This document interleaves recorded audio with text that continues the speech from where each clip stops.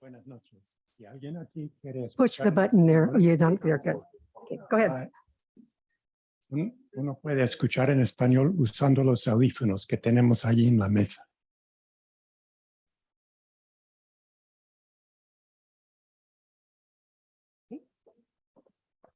I'd like to reconvene the meeting of the Mount Diablo Unified School District Governing Board for October 26, 2022. We'll start by Pledge of the Allegiance. So will you please join me? I pledge allegiance to the flag of the United States of America and to the republic for which it stands, one nation, under God, indivisible, with liberty and justice for all. Thank you. And as we begin, we always acknowledge that we are on the ancestral land of the Bay Miwoks and the Yokots. That will take us to roll call. Trustee Nava-Flores. Here. Trustee Cound. Here. Trustee Mayo. Here. Vice President Zawi. Here. Trustee McPherson. Here. And Trustee Mason is here as well. Takes us to 6.3, review and potential approval of minutes of the regular board meeting. Or I would imagine our last one, October. I move that we approve the board meeting for our last meeting. Board minutes, I'm sorry, from our last Thank meeting. you. Second. We have a motion and a second. Trustee Nava-Flores. Yes.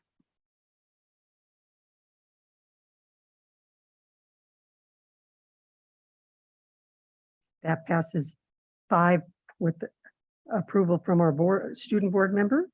Okay, the next we have review and potential approval of the agenda.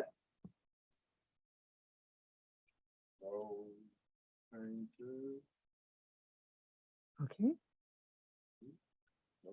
Okay, I move that the board approve the agenda as presented with such changes deemed necessary by the president. Second. we have a motion and a second. Trustee Nava-Flores. Yes.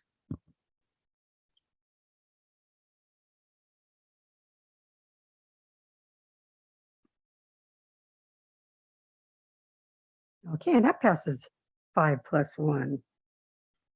That takes us to report out of our closed session. 7.1, negotiations. The board may discuss negotiations or provide direction to its representatives regarding represented and unrepresented employees pursuant to Government Code Section 54957. On this item, the board received information. 7.2, possible discipline, dismissal, release, or reassignment of public employees under Government Code Section 54957B1. On this item, in closed session, the board voted by a vote of 5-0-0 to approve the resignation of employee number 11451 per agreement. Also, in closed session by a vote of 5-0-0, the board took action to approve the resignation of employee number 11673 per their agreement. 7.3, public employees performance evaluation, superintendent pursuant to Government Code 54957. The board received information. 7.4, possible expulsion of student number 04-23 from the Mount Diablo Unified School District. Madam President, I move the board approve the expulsion for student 04-23. Student 04-23 shall be eligible for readmission June 2nd, 2023. Prior to readmission, student 04-23, is that correct? Is that the correct number? Okay. Is required to meet the following conditions: participate in 20 hours of counseling to address responsibility and decision-making, show evidence of a successful school experience with no suspendable infractions, earn 60 credits, maintain a 2.0 GPA or better, and have a 90% attendance rate. Second. We have a motion and a second. Trustee Cowan. Oh, no, we don't do that one out loud. You don't vote on this, right? Okay.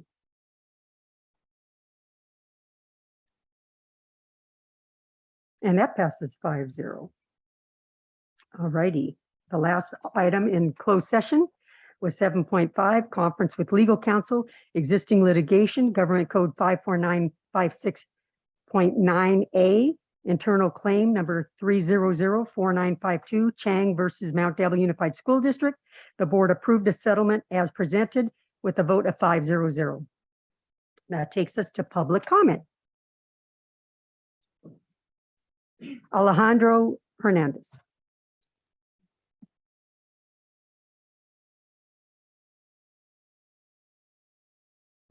Good evening, board members, Dr. Clark. I just want to start with say thank you with the support that you're giving to Ignacio Valley High School. We have more campus supervisors. I see less students out of class. The extra people you put in there, they're doing a tremendous job. They're doing good. But even like that, we still having some fights. The last fight happened on Thursday.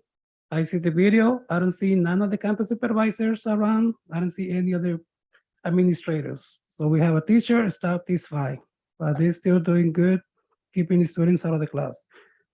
So now we need to work on the customer service because customer service sucks. How they treat the students, how they treat parents. On Thursday, I had to ask my son to go look for Mr. Adam and talk to Mr. Adam because he forgot to remove my son from the detention list. It was a miscommunication. My son went to the office in the front, and if you had detention, you had to go to detention. So he got sent to go speak with Miss Allison as the secretary from the vice principals. When my son told me on Friday, Miss Allison told me, what, you think because Mr. Adam is gonna be next to you, you're gonna avoid detention? I didn't like his answer. She mistreated my student. She wasn't respectful for my student. On Friday, 7:45, I was in the school. It was no principals, no office manager. So I decided to go talk to Miss Allison. First thing I did, it was, good morning, Miss Allison. She didn't answer back to me either. She was ignoring me, doing her paperwork. So when I told her, my son was here yesterday talking to you, and you know what? I didn't like the way you answered to my son. Who's your son? I don't know who's your son. First, she rolled her eyes on me. That's something I won't tolerate from her. Then I got really mad. I got really pissed off because the way that she was mistreating me too. Yes, I raised my voice because I told her, I didn't like the way you answered to my son. Her answer was, too bad. Too bad what? Too bad that you're in a bad mood, that you have a bad day the day before?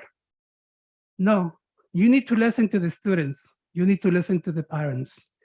I won't tolerate no one to mistreat my students. My students, they've been part of the school site council at middle school level. On the 8th grade promotion, Mr. Clark, you was there. And I don't know if you remember, my student was one of the students got elected for the teachers to make a speech on the promotion. On October 28, 2019, my student was here advocating for his teachers for the school, because that's something I teach to my sons. And I want, in the same way, I won't tolerate my students to be irrespectful with the teachers, because I'm a really tough parent. I'm really strict. And I won't tolerate no one to disrespect my students, because I'm gonna defend my kids like a pit bull. I will, and I don't care. Yeah, I raised my voice, and another lady that was next to the guy over there in the corner, she came and stand in front of me like this, in front of my face. You say whatever you had to say, you had to go. I had to raise my voice and tell her, stay back. Another person came and she told me, you didn't know what happened the day before. She was having 20 students over here and she was under stress. I don't care, that's her job. She choose to be there. Thank you, Alejandro. If she's under stress, she needs to get a better job. Thank you, Alex. Liz Ortiz.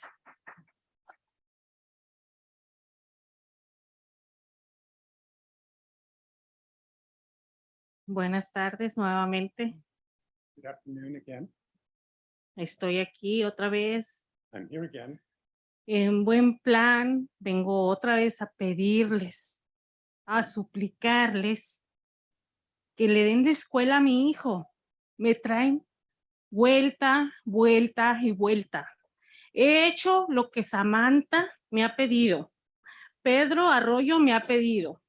He ido a escuelas que para mí es otra escuela común, normal. Okay. Okay, I've come to ask you again to please let my son attend. And it's something that I can explain further. Solo quiero que ya le den la escuela a mi hijo, porque yo ya hice lo que tenía que hacer. Yo hice la transferencia, le entregué en la escuela. And I have done everything that's necessary for my son to attend school with the transfer process. Les he mandado correo a ustedes pidiendo que le den la escuela, aceleren el caso. And so I have asked that the appropriate school be made available, Y no tengo respuesta. and I have No. no answer. He pedido cita con el superintendente, con Samantha, no me la han dado. And I've asked for an appointment to meet with the superintendent, and it has not come. Solo quiero saber qué pasó con la administración tanto de la escuela como de ustedes. And so I want to know what's happened regarding the administration, both for the school and for the board. Si yo entregué a tiempo la transferencia de mi hijo y he estado viniendo. And I have submitted the request for the transfer for my son. Voy a la escuela y ya no me hacen caso, ya me ignoran. And I go to the school and they don't pay attention to me. They don't listen. Como diciendo otra vez, nuevamente, And they say, you again? Uh-oh.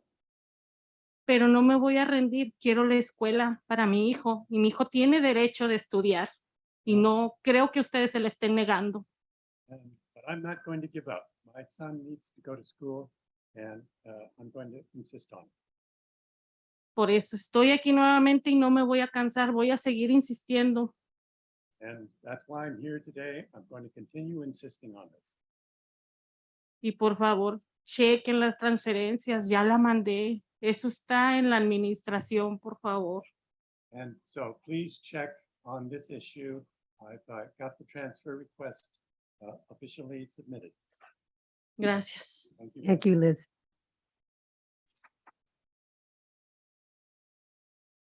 Yareli Amaya Gomez. Good afternoon. I'm a student at YV, and I would like to hit the topic of how teachers some teachers at school will send us to the office saying we were disrespectful, we were rude, but they won't explain how they treated us before we got into the office.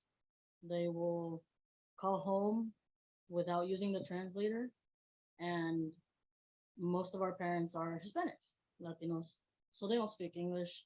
Our teachers mainly are just English speakers.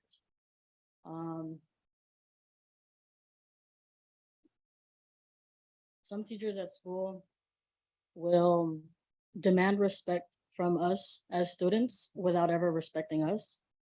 And I think that considering we are in high school, we should be treated with the same amount of respect that they expect from us. That's not fair. It wouldn't be nice if I demanded respect from someone like you guys up here on the board, but I didn't respect you guys back. It's not nice. So I just think that teachers have to realize that they need to treat us with respect if they want respect. And they also have to show up their part when they send us to the office or when they call home. Because a lot of kids are getting yelled at, or a lot of kids are getting sent to the office. And yeah, the office has a lot of work to do, but teachers aren't helping if they're just sending kids and sending kids and sending kids without trying to talk to them first. That's all. Thank you. Thank you.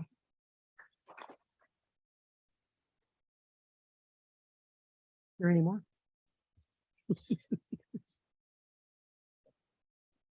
Fred Harrison.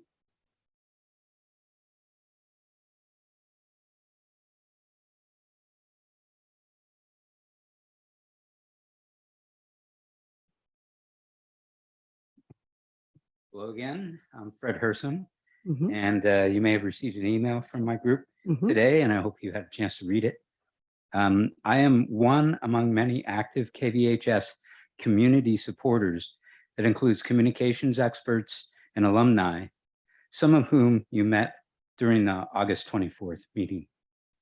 In that meeting, General Counsel Alvarado rightly raised concerns about the tower housed on the charter school roof. He indicated that the tower was erected back in the 1960s and that its lifespan was expended long ago. As indicated, tower stability and safety is at issue.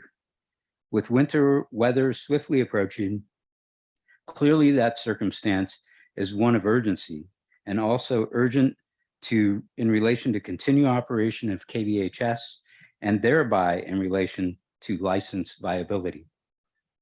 Our community group's immediate goal is to assist the district in addressing the safety and removal of the 110-foot tower at the charter school while sustaining radio communication with little to no interruption.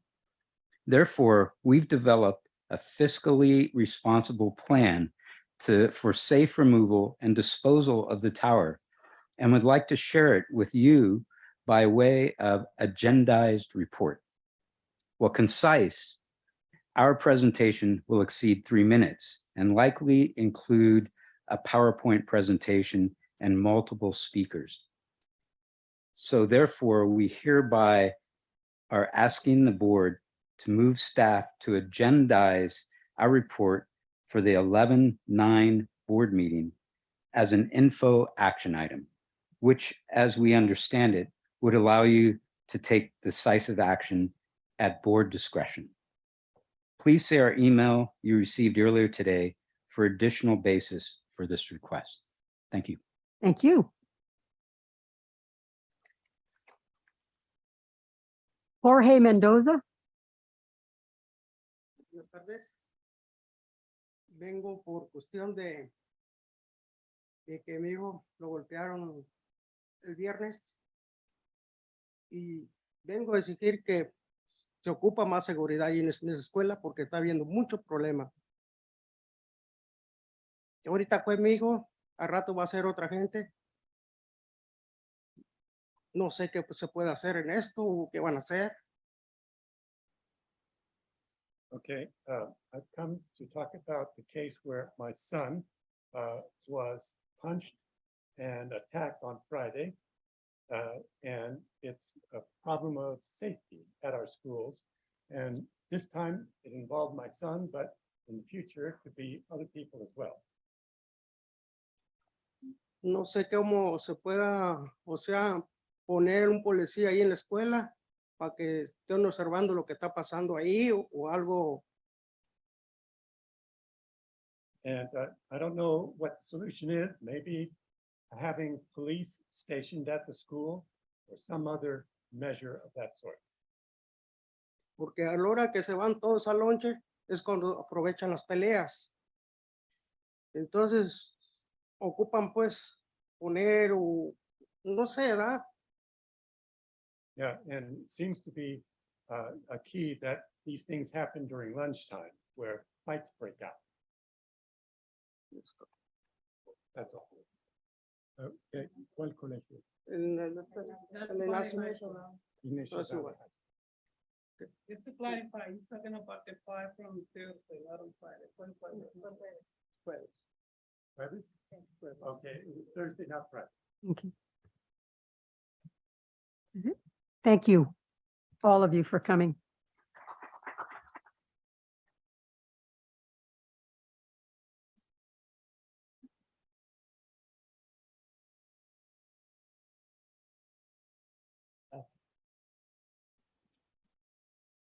Cora Mitchell.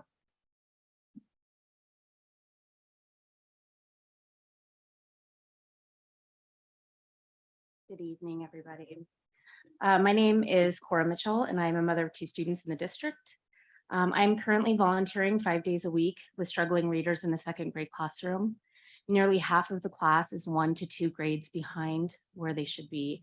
And without proper intervention, it is unlikely they will catch up by the end of the year, setting them up for great challenges going forward, as the foundation of reading is so instrumental in the learning process after this point, and the ability to offer remediation is incredibly difficult. Our site had a reading interventionist position posted last spring and a qualified applicant not long after. It took HR months and months and months to not only clear, but onboard this person. And they were finally able to start providing services 2 weeks ago. That length of time is unacceptable. We are in a crisis. I can't stress that enough. I really can't help but wonder if the district administration really understands what is going on our campuses right now, or can truly grasp the cliff that we are about to fall off. I was at the PAC committee last night where we were told that our CASP scores only dropped 4% in the last year. Well, knowing that our site is not a unicorn and seeing the impact of a year of distance learning, especially that first truly foundational year of kindergarten, and how that has set these children back, you should expect that drop to be dramatically higher next year unless this district takes some extreme action to get more supports and services on our campus. In addition to the challenges academically, we have children who are also behind in social skills, making behaviors in the classroom much more extreme than they have been in years prior. I've been volunteering on campus for 6 years. I've seen a dramatic difference. Increasing the need for disciplinary action without enough support to make those interventions effective behavioral modification instead of simply punitive is contributing to the problem and really creating a perfect storm to make the next several years of this district even worse than where it currently is. And I don't think anyone wants to see that. I understand that Dr. Clark was back east presenting at a national conference on equity and education yesterday, which is why he was unable to attend the PAC committee. I'm a full-fledged believer and understand the importance of equity in education, but I can't help but wonder if that time would have been more better spent really looking under the hood of the district to see if this district is walking the walk. I've mentioned before, I'm a social worker.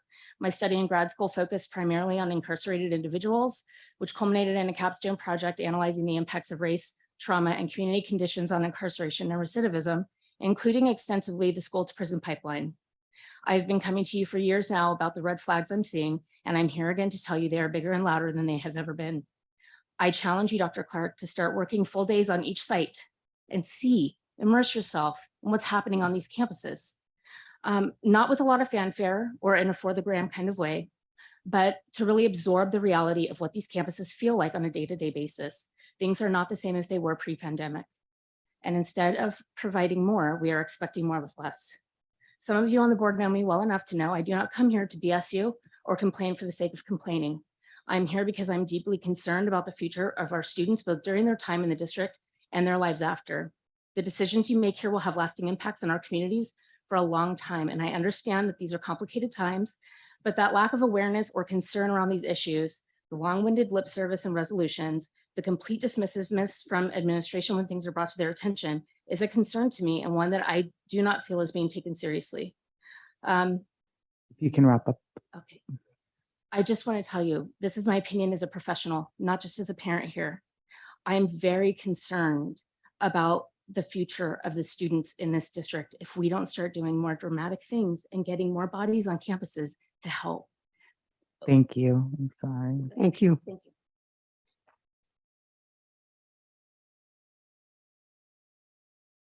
All righty.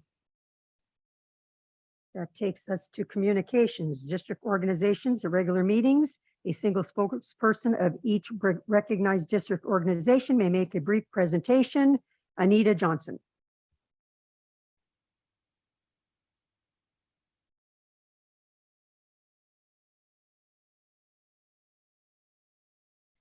Good evening. I'm Anita Johnson, president of Mount Diablo Education Association.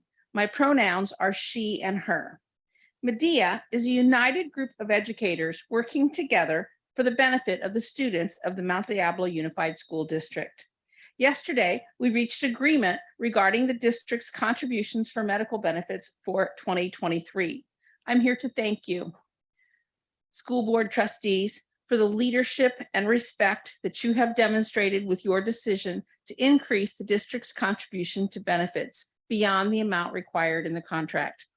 The decision for the district to increase its contribution above the original announcement will positively impact our district in many ways.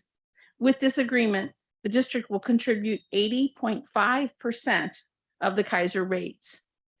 By improving the district's ability to attract and retain employees, this decision means that students will have stronger support. Because employees will be paying less for benefits, they will be able to make their paychecks stretch further. You have eased some financial concerns. This decision will also make employees feel more respected and more appreciated. So thank you. Thank you for the wisdom you have demonstrated with this decision. Good night. Thank you.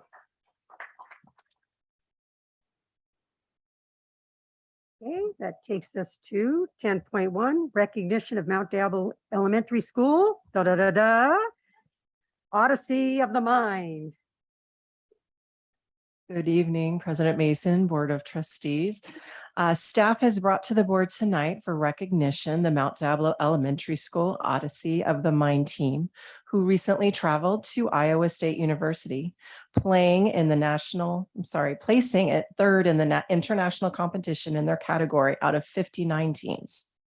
Here to introduce the team is team coach Renee Culp. I just want to say that she has coached the Mount Diablo Unified School District Elementary, Middle, High School Odyssey of the Mind teams for 8 years on a volunteer basis. She has taken teams to the state level competition the majority of those years and to World Finals twice. It is because of volunteers like her that students get these amazing STEAM opportunities. I'd also like to say that she is a long-term Mount Diablo substitute teacher from what I hear. So Coach Culp is here to say a few words and to introduce the group. Hi there, I'm Renee Culp. I currently work at Rio Vista Elementary teaching TK. Love it. It's my wonderful team. This is the third year that this team's been together. We have Carly Grover, Charlotte King, Bailey. You want to say your last name? All righty. Go ahead and introduce yourself. Emma Forster. Yeah. So they're currently, some of them are in middle school and some of them are in elementary school. So this year we will actually compete at the middle school level. So, and Carly and Emma will talk about Odyssey of the Mind, because this is the real team. To start off with, Odyssey of the Mind is a team building after school program that encourages participants to use creativity and problem solving through various levels of competition. It encourages out of the box thinking through engineering, building, acting, and teamwork. Teams compete against each other, showing off their creative solutions. Odyssey of the Mind is a great sport for your mind. It's STEAM-tastic. We competed against 60 teams in Iowa State at Iowa State University in World Finals, but in regionals and state, it was an average of 20 teams we were competing against. During regionals, we compete against teams in our area. During state, we compete against teams from California, and during world, we compete against teams from all over the US, South Korea, Switzerland, and Poland.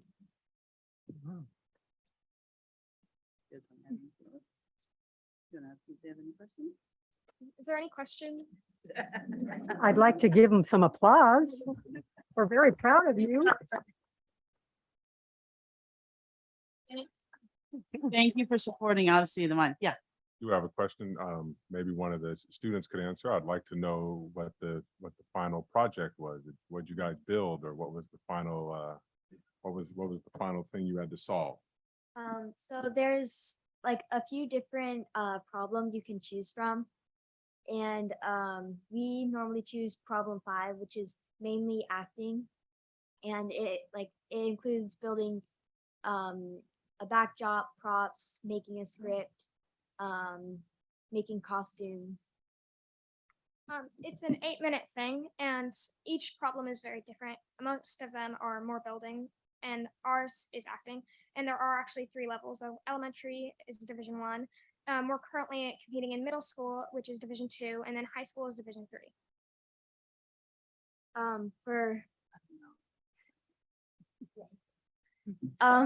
we were for this year's problem, or for last year's problem, we did Life is a Circus, and we had to have a student that had to somehow go into another land, which would be a circus, and then come back thinking to the real world, thinking that it was a dream, but then sees a mysterious character that tells him or her that it wasn't, and it was an actual real thing. We decided to do a Candyland themed circus, and It included a lot of candy puns. Well, I saw the pictures, some of the pictures, and each of you needed to be a different like character, right? Can you tell us which characters you each were? Well, last year there was a lot more character requirements. So she was the clown who couldn't talk. I didn't really have a role. I think I was just someone that needed to be a person. I was Nancy Mary. She was circus performer. You didn't have a name. Hannah was Licorice Larry. Avica was the little girl that had to travel into the circus world. I don't think we had an official name for her. Kira. Yeah. So some of us had two characters. Like me and Kira were also the nurse, and you were Clown Central. Nellie the nerd. Yeah, no. Her name was Nellie the nerd. Bailey was our ringmaster, and Charlotte was another fictional character that had to do create an act. I can tell that you're already planning your next year's or this year's project. So that's wonderful. Congratulations to you all. And what do you guys have there? Is that like something, those are your trophies? Wow.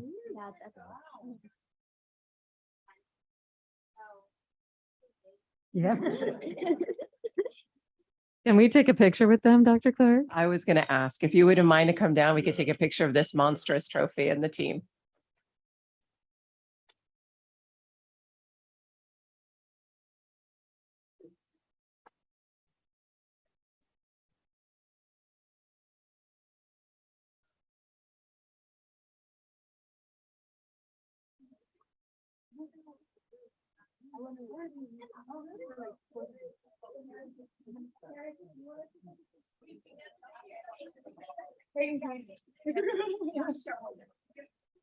Where do you guys want Dr. Clark? Maybe right in the middle of you guys? You can go in front, Gail. You go both. Yeah, it's pretty tall. I'm just gonna.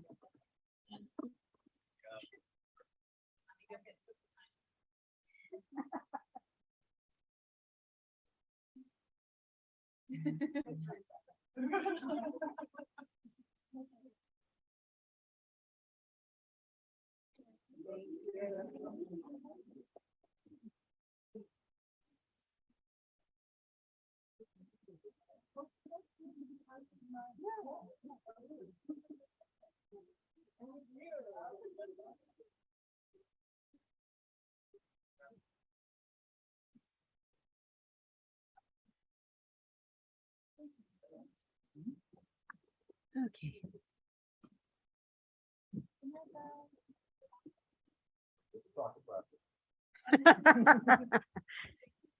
Oh, thank you. See you next year. Yep.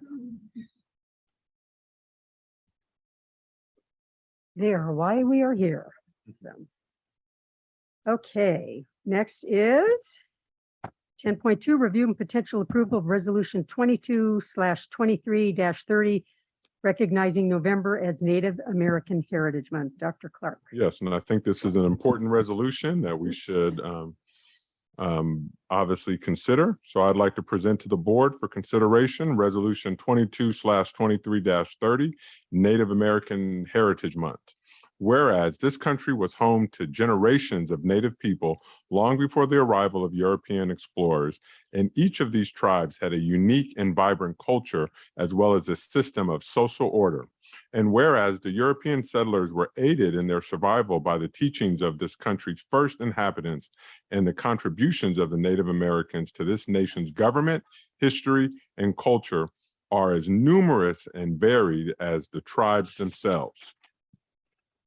And now, therefore, be it resolved that the Mount Diablo Unified School District proclaims the month of November as Native American Heritage Month and encourages all schools to commemorate this occasion with appropriate instructional materials.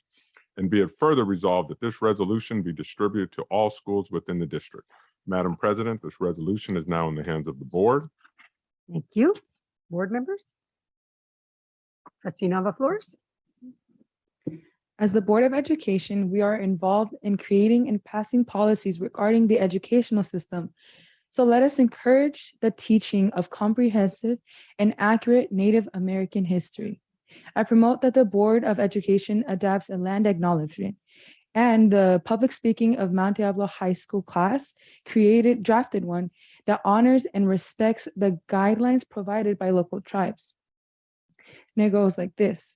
We acknowledge that this place where we gather to learn each day is on the traditional lands of the Miwok people, the Bay Miwok, the Plains Miwok, the Confederate tribes of Lisjan, the Ohlone, Karkin, Delta Yokut, Wapo, and the Patwin tribe, past and present. We honor them with gratitude for stewarding this land throughout generations. Let this remind us all to be better stewards of this land that we inhabit. These tribes were decimated by genocide and forced from their ancestral lands. Now let us also consider ways that we are able to support their efforts to preserve their culture, language, and religion. And as we continue to move towards a more equitable and accepting district, let us honor the past, present, and future of Native peoples throughout the U.S. and their resilience. Thank you. Thank you. Anybody else? Thank you, Trustee Nava Flores, for sharing that and reading it in its entirety. I really appreciate that. And I just wanted to point out one piece of the resolution today is that we call for instruction in the social sciences to include the study and role of contributions of Native Americans to the economic, political, and social development of California and the nation. And this is the piece that I think is key, is with particular emphasis on portraying the role of Native Americans in contemporary society. Because I think that's one of the things that has been lacking historically in our schools, is we tend to teach about Native Americans as a part of history as though they do not currently exist. So I really appreciate and hope that that is something that is happening in all of our schools. Thank you. With that, any other comments? If not, I'll entertain the motion. I move that we approve Resolution 2223-30, recognizing November as Native American Heritage Month. You. Second. We have a motion in a second. Trustee Nava Flores? Yes.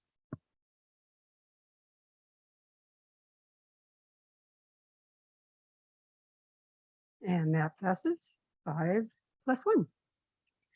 Okay. Thank you. Okay. Public employees appointment. Dr. Clark or? He is going to take this item. Hey. Yes, with this item, we have 2 appointments. And so I'll start off with the first one. The Human Resources Department is bringing for the board's review and potential approval the appointment of Joseph Novo as the Custodial and Operations Coordinator in the Maintenance and Operations Department. Joseph has extensive management experience in retail, restaurants, and high-tech finance. Joseph holds a license with the California Department of Real Estate. Joseph is a product of Mount Diablo Unified School District and graduated from College Park High School. He is the former Arts and Library Commissioner for the City of Martinez. And with that, I leave this appointment in the hands of the board. Thank you. Madam President, I move to approve Joseph Novo as Custodial and Operations Coordinator. Second. We have a motion and a second. Trustee Nava Flores? Yes.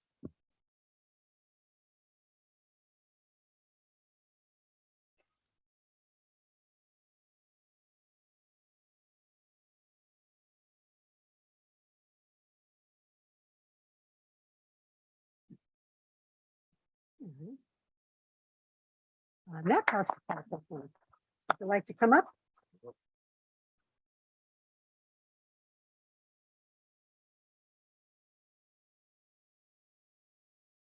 Good evening, everybody. It's a pleasure to be before you. I'd like to thank the board for approving my position as the custodial and operations coordinator. I'd also like to thank everyone who was involved in my hiring process. I greatly appreciate them having the trust in me to fulfill this important position. Over 50 years ago was my first introduction to the Mount Diablo Unified School District. As a kindergarten, I attended Strandwood Elementary. I moved on to Pleasant Hill Intermediate, which is now Sequoia, and I graduated, as previously noted, from College Park High School in 1981. I look at this opportunity as a homecoming of sorts, as where my education began as a child is now where my career possibly will end as an adult. I am truly grateful for this opportunity and look forward to serving the students, faculty, administrators, and custodians in my new role. Thank you. Welcome back. We have one more.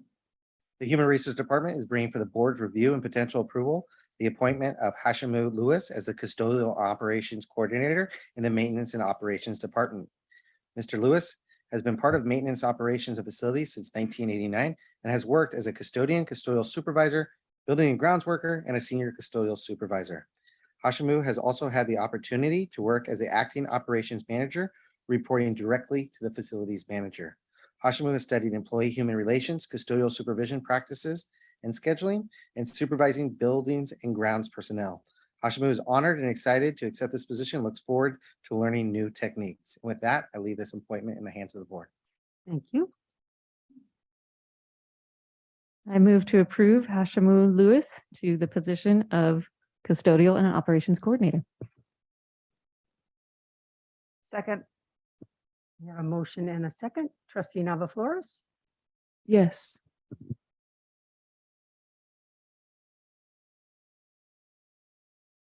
Votes for, okay. Trustee Count?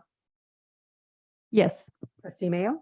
Yes. Vice President Nazari? Yes. Trustee McFerrin? Yes.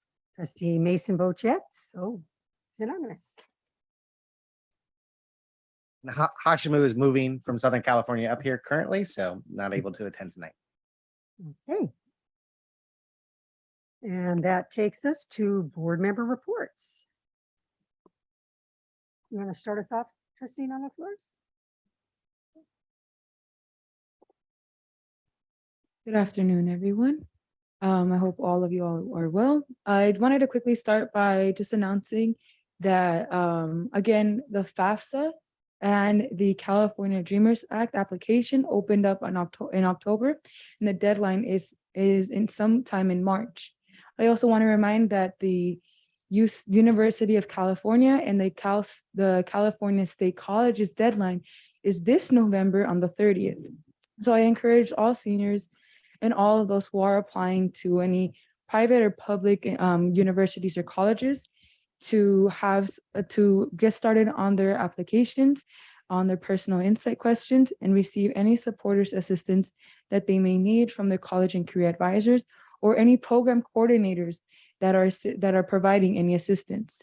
At Mount Diablo High School, the EAOP coordinator, Ms. Brittany Ayala, has been scheduling meetings every 3 days of the week this entire month of October, and providing assistance with the FAFSA application, the PIQ, the personal insight questions for the process of applying for a university, and navigating the students through the system and get them familiarized with how the application works. I also want to encourage that we in all of our schools, we encourage post-graduation alternatives that are not just university and college in colleges. For example, we trade schools or going straight into the workforce. And with that, I also want to encourage college and career preparedness culture in which we preserve programs, resources, and services that support our students. We should have more talk and more openness with talking about AP courses, dual enrollment, and concurrent enrollment, and how it benefits our students. I also want to remind you all that at Ignacio Valley High School, they are having their 10th annual Mount Diablo Unified School District College Fair from 6:30 p.m. to 8 p.m. And with that, I also want to move on with voting culture. Sometime in November, the elections are going to go through. And those who are eligible to vote, some of us that are in high school can vote. And this month in October, we also had a mock election. And something that I noticed with that is that there is a lack of knowledge and a lack of awareness with how the process functions and who the candidates are and what they do. And I want to remind everyone that is eligible to vote that when they vote, they are voting for change, and they are voting for people to represent those who have not, those that have not been put into the perspective in who is being included and excluded within the changes with policies and laws. When you vote, again, you vote for the past, the present, and the future generations. Thank you. Thank you. Trustee Count? All right, thank you. Yes, so on that note, the election is November 8th, and students can pre-register when you're 16 years old, and you'll automatically receive your voter registration when you become old enough to vote. So that's a great option as well that hopefully is being shared out. So thank you for bringing that up. I attended some wonderful events in the last couple of weeks. One was the John Muir Community Health Fund celebration of 25 years. And it was so heartwarming. It was like a family reunion to see people from all of these organizations that I hadn't necessarily seen in person in a number of years. Every person there was someone who was so dedicated to really taking action in service of our communities. Organizations like La Clinica, a Mindful Life Project, Opportunity Junction, Mount Diablo Adult Education, and their partnership was recognized. Loaves and Fishes, Love Never Fails, many other organizations. And it just, it goes to show how much we can do when we work together across the community with all different groups from all different backgrounds and all different ages and ethnicities. And it just brings me hope for what we can continue to do to help everyone in our communities and our schools.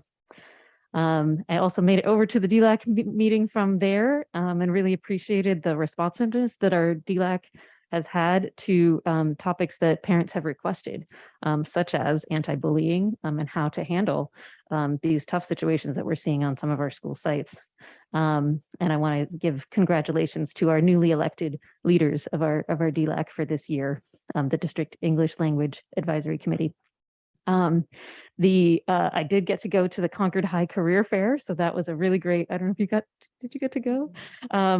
So students from across the district got to go to Concord High and see some of the career options out there. And these are good paying jobs right out of high school. You don't necessarily need college to do it. And some of them had internships for during high school as well.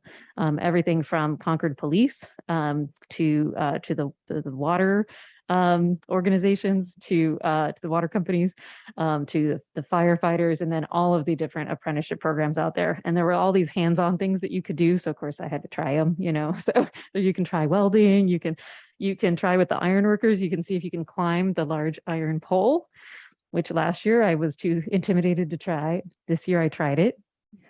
I did not make it to the top of that pole. That's really hard to do. So I'm going to train next year. I'm going to get that figured out.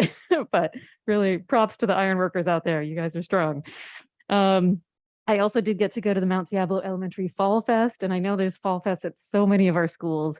And I just think these are wonderful outlets for creativity. In the case of Mount Diablo Elementary, it was student leadership, student led by 5th grades, and but adults brought in so much creativity and talent to everything that they did. They actually had inside their haunted house had these animatronics, that the students learned about. So we have STEAM going on at the same time as all of these things. So big props to Andrea Rosario and the whole team that organized that. I love that they created their own games, just like building them themselves. And then I'm excited about the college fair that's coming up tomorrow night. So I'll see you there, anyone who's going. And then I just wanted to share, as I've been out and about at events and walking neighborhoods, some of the themes that I feel like I'm hearing. The biggest one is just sheer joy at being able to be back in person, building relationships again, through all of these different events and opportunities for our students and all our families. But there is, definitely concern about student behaviors and what can be done to create consequences for students that will matter to them. So that I think is an ongoing discussion, something that we're all working on, I know. And then I am hearing a desire for smaller class sizes as well. So just wanted to share what I've been hearing. Thank you. Trustee Mayo? On Saturday, October 15th, I had the opportunity to attend the Center for Human Development's 50th anniversary celebration. I don't know how many of you are familiar with this organization, and some of you may recall Elaine Pendergast, who was their executive director for many years. Individuals were acknowledged at this event, and the Center for Human Development provides programs and services for families and students. They run an extensive conflict resolution program that is very well known throughout Contra Costa County. And they have newcomer resources and youth peer-to-peer trainings. And several of our middle schools and high schools are involved in these programs. I saw many familiar faces at the event and heard great stories, shared a few stories myself, and individuals from all walks of life are involved with Center for Human Development. And there was a young person there who was involved with the program when I was involved as a adult at Pleasant Hill Elementary School. So what do I want to say? It moves forward with a new generation. On Friday, October 28th, I will be attending the open house for the new First Five administration building. First Five has been a partner with PTA and works closely with Mount Diablo Unified School District. Our community is fortunate to have their administrative offices within our school district boundaries. So if you want information about that event, I'll be glad to share it with you. The annual giving campaign is underway for the Mount Diablo Education Foundation, which is mdedf.org. Please consider making a contribution to provide programs for students across the district. If 20,000 families made a $10 contribution, the impact would be $200,000. That would be amazing for the objectives that we want to undertake. The October 1st K5 run with Yours Humanly netted $10,000 for Mount Diablo Education Foundation. I want to thank everyone who was able to participate. November 1st is the next Community Advisory Committee meeting for special education. And on November 2nd, the Mount Diablo Council of PTAs will hold its association meeting. Dr. Aguili will provide information about resources for families and students which are available through the Mount Diablo School District and a variety of outside agencies. Our meeting will be held by Zoom beginning at 7 o'clock. So we look forward to seeing some folks. Thank you. Thank you. Vice President Zawi? Good evening. Voting day is actually 13 days away. I know some of you know exactly how many days we have left. And so we have 13 days to get our ballots in or to actually go in person to vote. And I just want to encourage everyone to vote because I know and believe that when everyone votes, righteousness wins. We're very lucky to live in a community that, our ballot is juicy, but not as juicy as other parts of the country. There will be much less attention paid to most ballots in California than other parts of the country, but there are many, many races that matter a lot. And I think that bears out in what we see happen in our local governments, and that like your vote matters and every vote matters, even if you don't vote like me. I believe most people actually do if they were to vote, which is why I say everybody should vote, because then we win. And the change that Trustee Nava Flores mentions, it can come about, and we just become a better community and a better world. With that, one important proposition that we should all care about on the ballot is Prop 28, which a yes vote would require in our state an annual funding source for K through 12 public schools for arts and music, at minimum to equal 1% of the total state and local revenues that schools receive under Prop 98. It would distribute a portion of the additional funding based on a local education agency's share of economically disadvantaged students, and it would require schools with 500 or more students to use 80% of the funding on staff, employing teachers, and 20% on training and materials. So a yes on Prop 28 would be really good for students throughout California. I attended a beautiful, beautiful, yummy dinner and honoring of Mr. Willie Mims, which all of the seasoned professionals in the room and seasoned members of our community know very well. And what I took from that was that he's been doing this a super long time, since he was a teenager. And I also learned that we share the same birthday.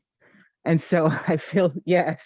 So I told him, well, you were 30 when I was born. I was born on your 30th birthday. I don't know how he got down on his 30th, but that we share a birthday, which like puts a lot of pressure in my mind on me, to live in that shadow.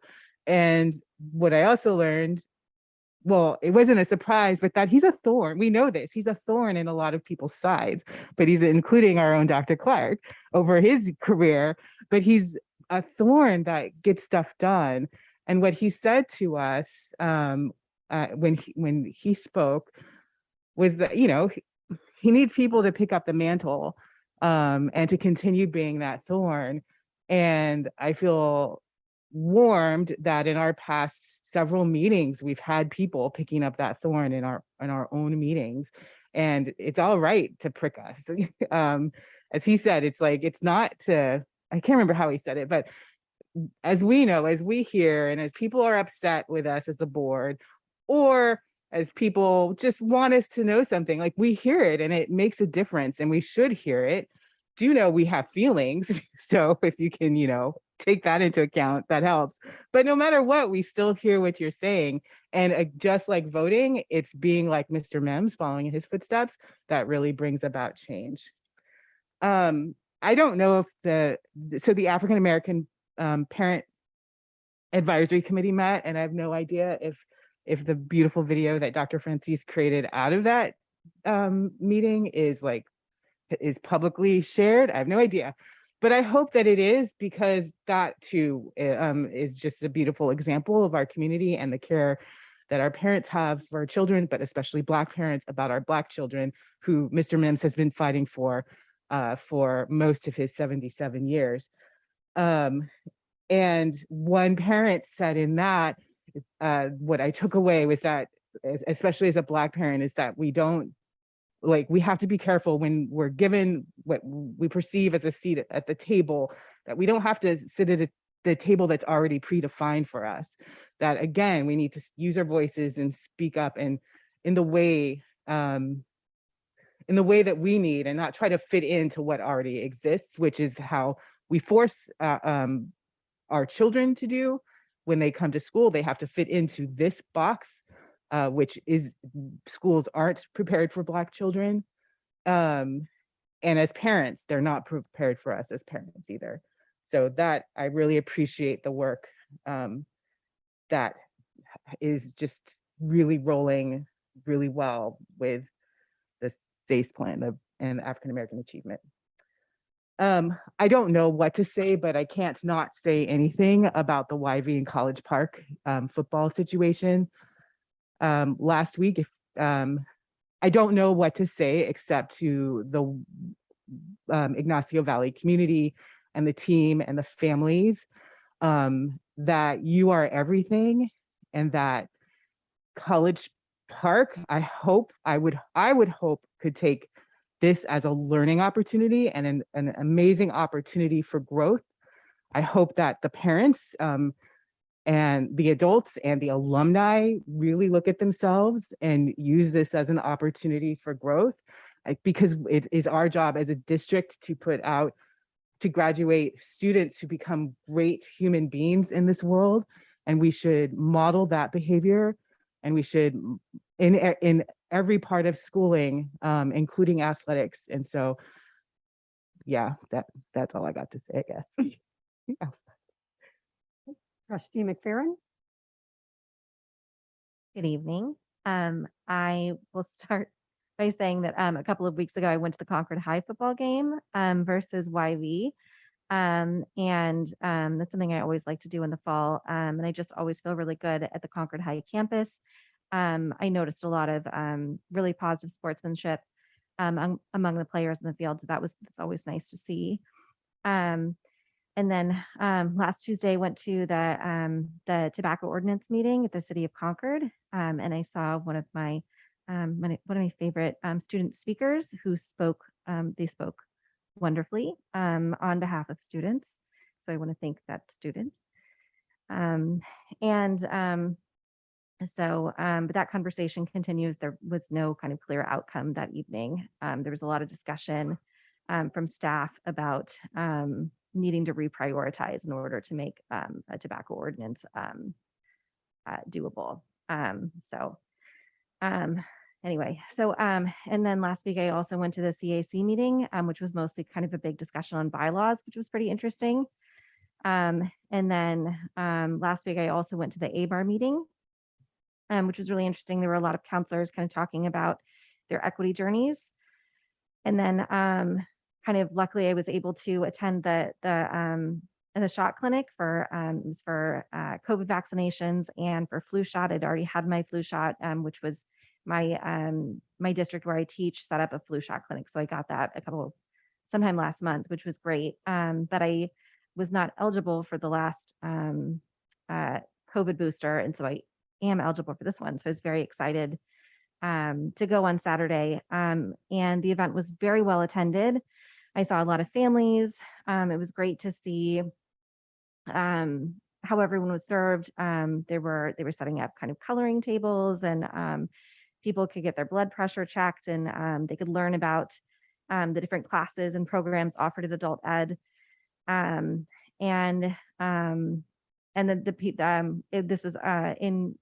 It was Contra Costa County Health Services that was there, and they did a really exceptional job because I am a little bit fearful, and they did great. I didn't even feel it. So just a special shout out to Contra Costa County Health Services for their professionalism and incredible competence in putting on an event that was just really so important for our community. So thank you for that. Thank you.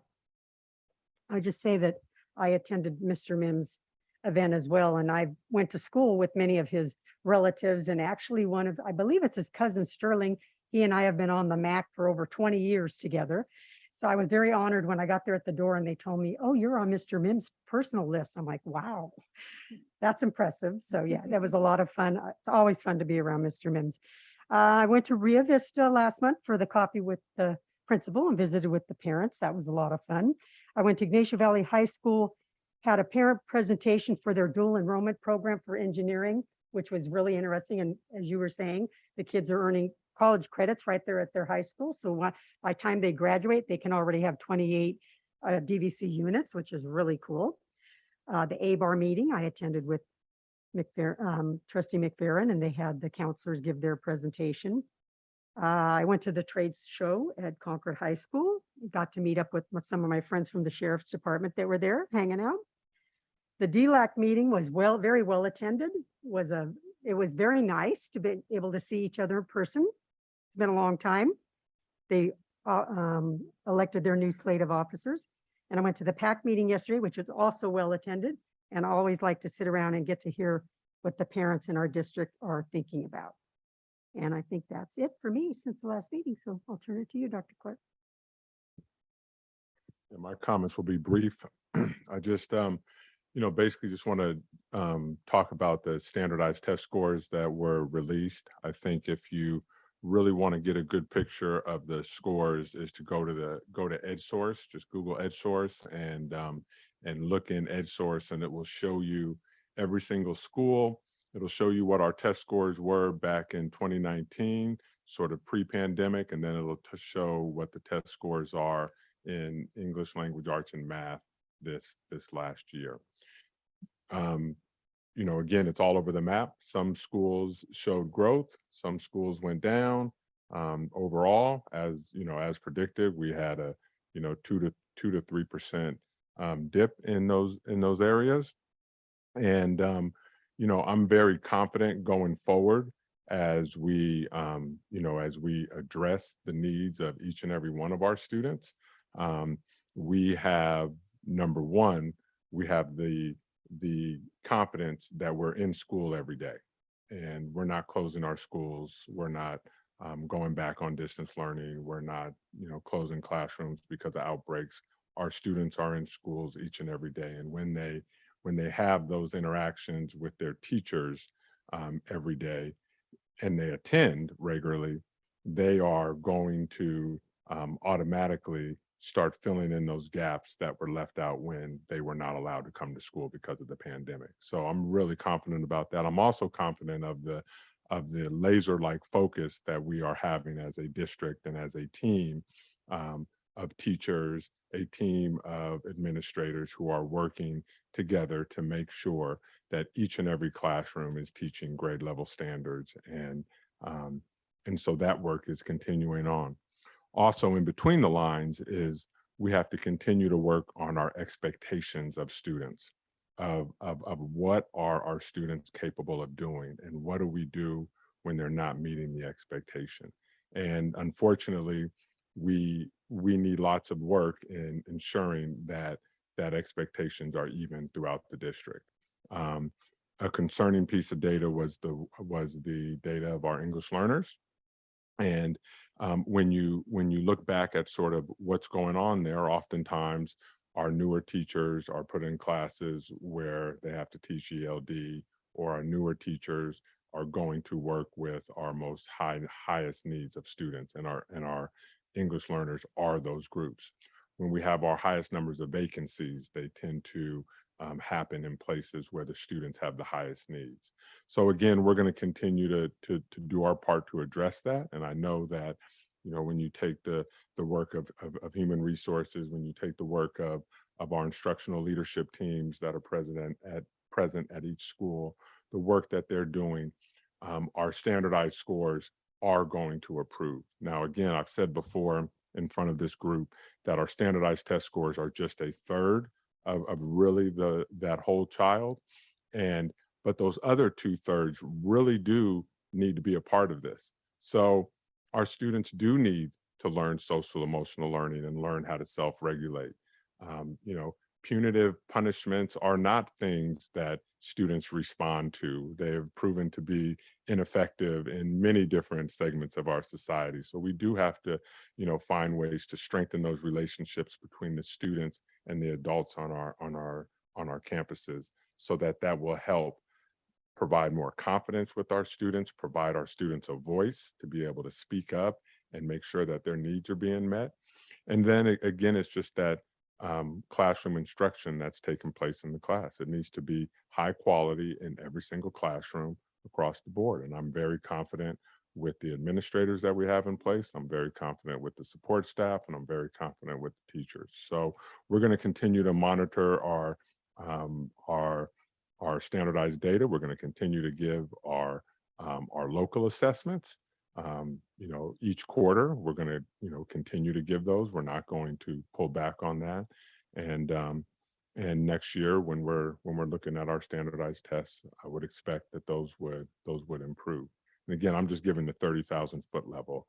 There is lots of work taking place. We're going to hear later on today about our SACE plan that really deals with one segment of students that is moving along quite nicely, and we're proud with what we're already starting to see. But as you know, we're under state mandate to improve the outcomes for our homeless students, our foster youth students, African American students. I can throw in there special education students, EL students. All students need to continue to be on that upward trajectory, and we'll continue to work together to ensure that that happens. So thank you to the board for your leadership, and I hope everyone does get out there and vote. And I hope everyone also, if eligible, gets their COVID booster shots or vaccines and their flu shots and stay healthy. So with that, I will move this meeting along. Thank you. Thank you. And that takes us to the consent agenda.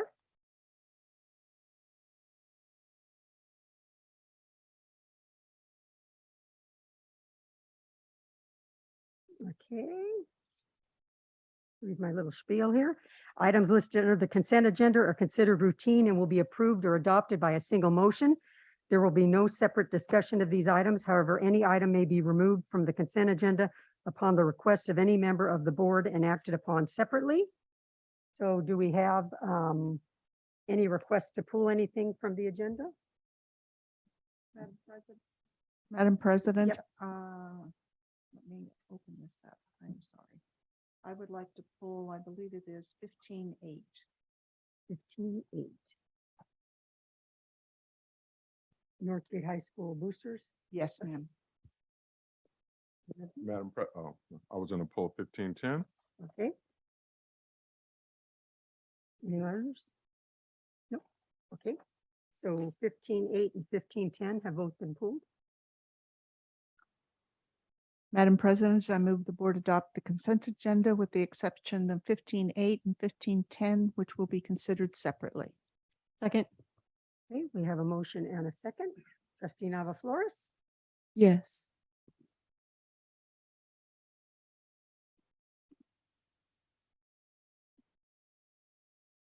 And that passes 5+1. So first 16-1 would be, which was previously 15-8.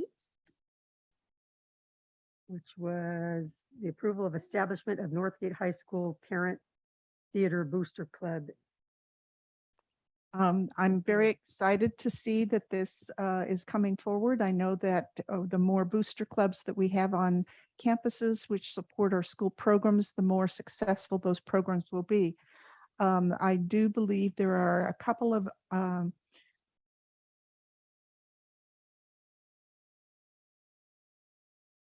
I'm sorry, on my screen, it's not syncing, so I panicked. That there are several items that haven't been completed in establishing the nonprofit status for the organization. So I would just move that, and I will make the motion that the approval be contingent upon completion of establishing all of the requirements for the nonprofit status. So let me go find the item because it's still not syncing on my computer. Here we go.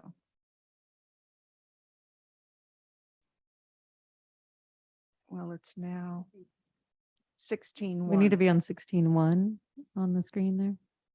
16:1. There we go. There we go. I move that the board approve the establishment of the Northgate High School Theater Group contingent upon completion of all of the requirements for a 501c3 nonprofit status. Second. Just have a clarifying question though. The 501(c3) status is with the IRS and the Secretary of State. So what do we So they need to do have, with that? in order for them Yeah. to, I think basically what they want to do is sell refreshments for events. And for folks to be able to make donations to the organization, which they can then use to support the program. In order for those donations to count as charitable donations, they have to establish a 501c3 and they have to have a status with the Secretary of State and Right. be a nonprofit. And then they also have to register with the Attorney General's office with the Registry of Charitable Trust. I also didn't, so the registry with the trusts isn't there, and I didn't see the confirmation of the 501c3 status. They applied. Right, but I they get have- that, because I have a 501c3, but I don't see what our role is in that. That would be between them and the secretary. I mean, I'm assuming we have groups that sell refreshments at schools for PTA and stuff that don't have a 501c3 status. PTAs are 501. I'm just clarifying. I'm Yeah. confused. Well, in order. I got that. It's okay. That's No, fine. no, no, I just was, maybe I'm being too strict. and I don't think had it'll get unders- it. It's not, I probably don't think it'll cause any problems for them. I just thought it was, that was kind of out of our purview, but that's okay. I believe our new board policy says that they have to meet these requirements in order to be approved to conduct these activities on our campus. Okay. Got it. So we had the motion. Do we have a second? We had a second? Okay, we have a motion and a second. Trustee Nava Flores? Yes.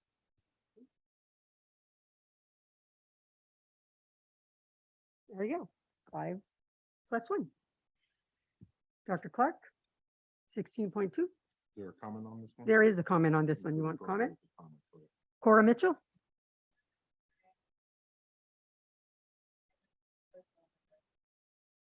That's more of a- 1510. We are on that now. Just started. Yeah. Well, thank you again for letting me speak tonight. I understand that this food truck proposal is in reference to the Valley View Kitchen. And I just want to start by saying I'm in no way objecting to them getting a new kitchen, but there is a high school literally right next door, and it seems unusual that we couldn't just use that if that really was the issue. But it seems a little bit ridiculous to invest this much money on things that have nothing to do with the inside of that kitchen. If you go this route, there is an upfront cost of nearly $500,000 on top of what the actual cost of the remodel is, between the $100,000 chef and now a $300,000 food truck. To me, this looks like an excuse for the food service director to finally get the food truck that he's been pining over. And I took it upon myself today to contact the Davis Joint Unified School District, his previous district where he did in fact have a food truck venture, and I learned quite a bit from them. They haven't used the truck since before the pandemic. There were multiple reasons why, including it required a lot of staff for setup and breakdown. It's expensive to maintain and isn't practical with the universal food program. It never cooked fresh food. It reheated pre-cooked food due to health and safety regulations. Now that brings me to the state of our existing food service program. Why are we even considering this when this is the lunches that are being served to our elementary school students? This was a lunch for a student yesterday at an elementary campus. Unless we're going to be selling this out of the food truck, I don't think we should be involving ourselves in the business. Our students are supposed to be our first priority, and this is not sufficient. Those apples were hard as a rock and dry as could be. My son tried to eat one. He is not a picky eater, and he literally spit it out because it was like sawdust in his mouth. I have seen the menu for the older kids, and those look a little bit more robust, but there are very limited options at the elementary schools. In addition to that, the staffing is a problem. At our site, we are down to one functioning oven. Our refrigerator is on its last leg. And we are only allotted 8 man-hours a day split between 2 employees to provide 2 meals to potentially 550 kids.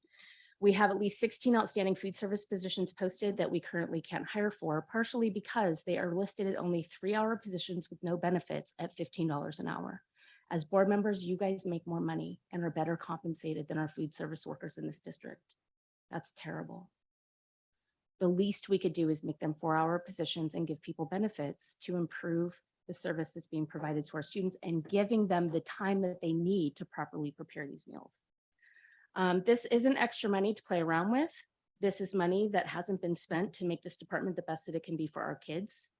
In Davis, they have helped fund gardening programs at school sites and use the produce in their kitchens, which I find amazing.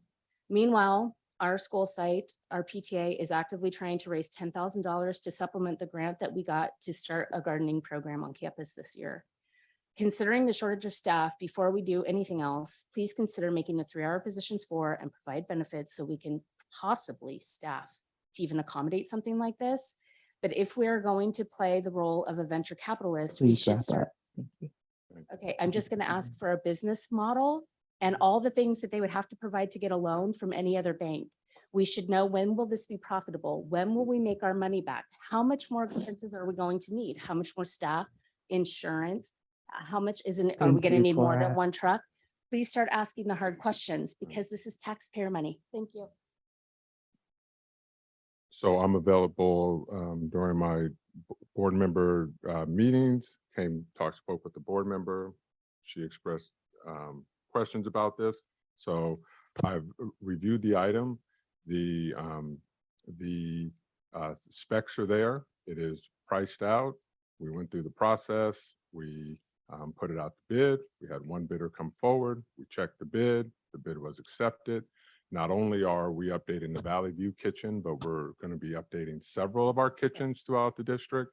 And so I really want to keep the conversation on why we're coming forward and requesting this. The previous comments, I mean, we've been talking about, it was not long ago when we were applauding the food service that we provide. So I don't think that's really up here for debate. We're talking about the truck and its purpose. And so again, if the board members have questions of me about this item, then I'm open to answering those. Otherwise, I'd like to move forward with this item.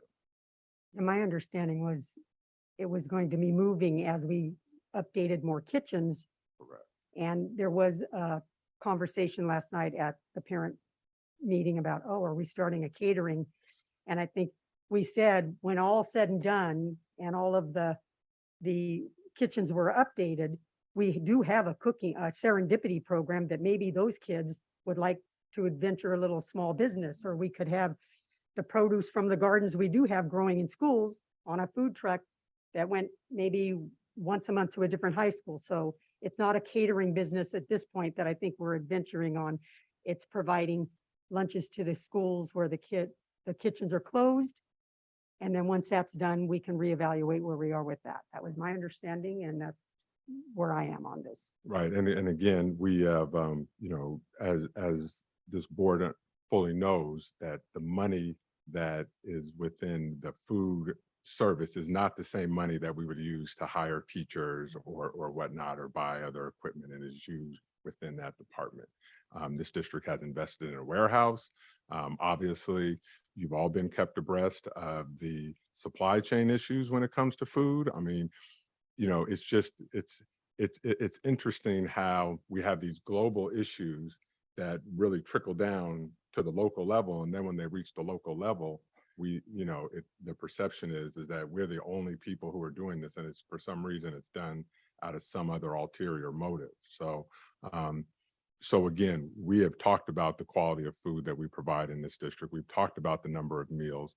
We went from serving just students who qualified for free and reduced lunch to serving all of our students within the district who wants lunch. And so as we continue to go through this, this is something that's going to help us get over the hump. Are we going to bring in portable kitchens to cook this food? Are we going to cook food at one place and ship it all over the district? That's what we're trying to avoid. I've been to every single kitchen in this district. They are, many of them are in need of upgrades, and we've identified our middle schools first. And so those are the ones that we're working on at this point. And so the contract was done by the book. The funding is there. We're investing it. We would like to invest in this to help us do multiple things. This is not for any catering. It's not set out to make extra business or whatnot. And so unless you have specific questions, I'm willing to move forward on this item. I believe we are also doing a salary study with Teamsters regarding the food. Yeah, but that service has ordinance. nothing to do with this food truck. I mean, that's completely a totally separate issue. I also just was my understanding from when this has been presented before as an idea is also that it would be something that could be used in situations of emergencies. We do have times where there are power outages at one school site or another for various reasons.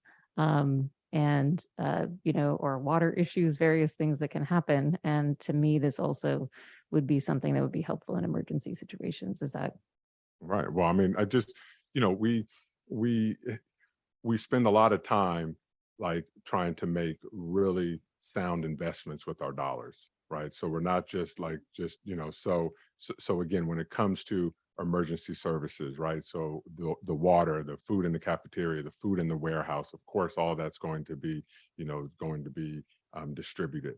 We had to update our white fleet, our maintenance vehicles.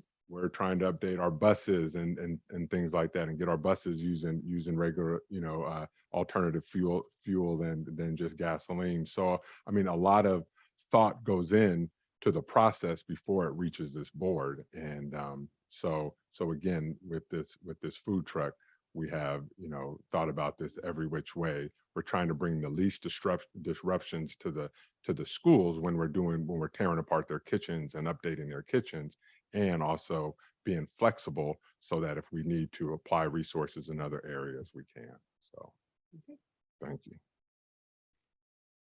If there's no more questions, I'll entertain a motion.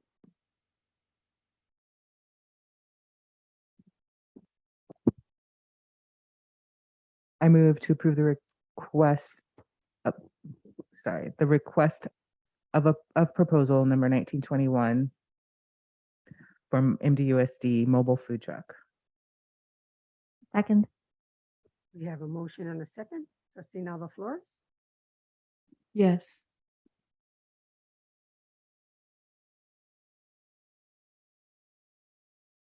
And that passes 5+1. Okay, that takes us to our business action items.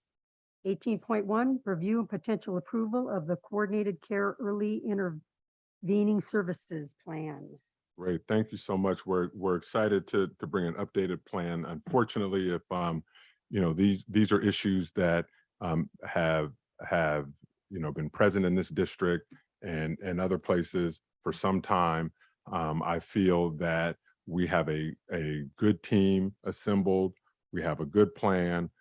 We are working through this. We're starting to see the benefits from just putting that focus on this group of kids who we are highlighting. And also the SACE plan itself, many people, and I'm going to continue to say it, are misinformed and think it is for special education students and it's meant for special ed. It is meant for general ed so that we can improve those systems within general ed so that our only intervention is not pushing kids through special ed. But as you'll see in the report, we have a history of placing certain kids in certain categories of special ed, taking other kids and providing them 504s, taking other kids and just providing extra support. It's not written, it's not in any contract, it's just what people do, right, in certain parts of our communities with certain kids. And this is a report, this is a plan that is going to level the field and make sure that all kids are getting that grade A support. So without any further ado, I'm going to introduce Jen Sachs and the team. Jen will take it from here, and just very happy of their work and glad to see what's taking place.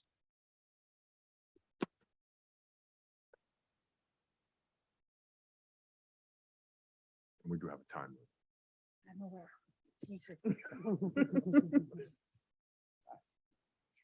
All right, so thanks for having us tonight. This is our second year of implementing a CSACE plan, and we do also have with us tonight the current CSACE plan implementation team, at least 2 out of the 3 out of the 4.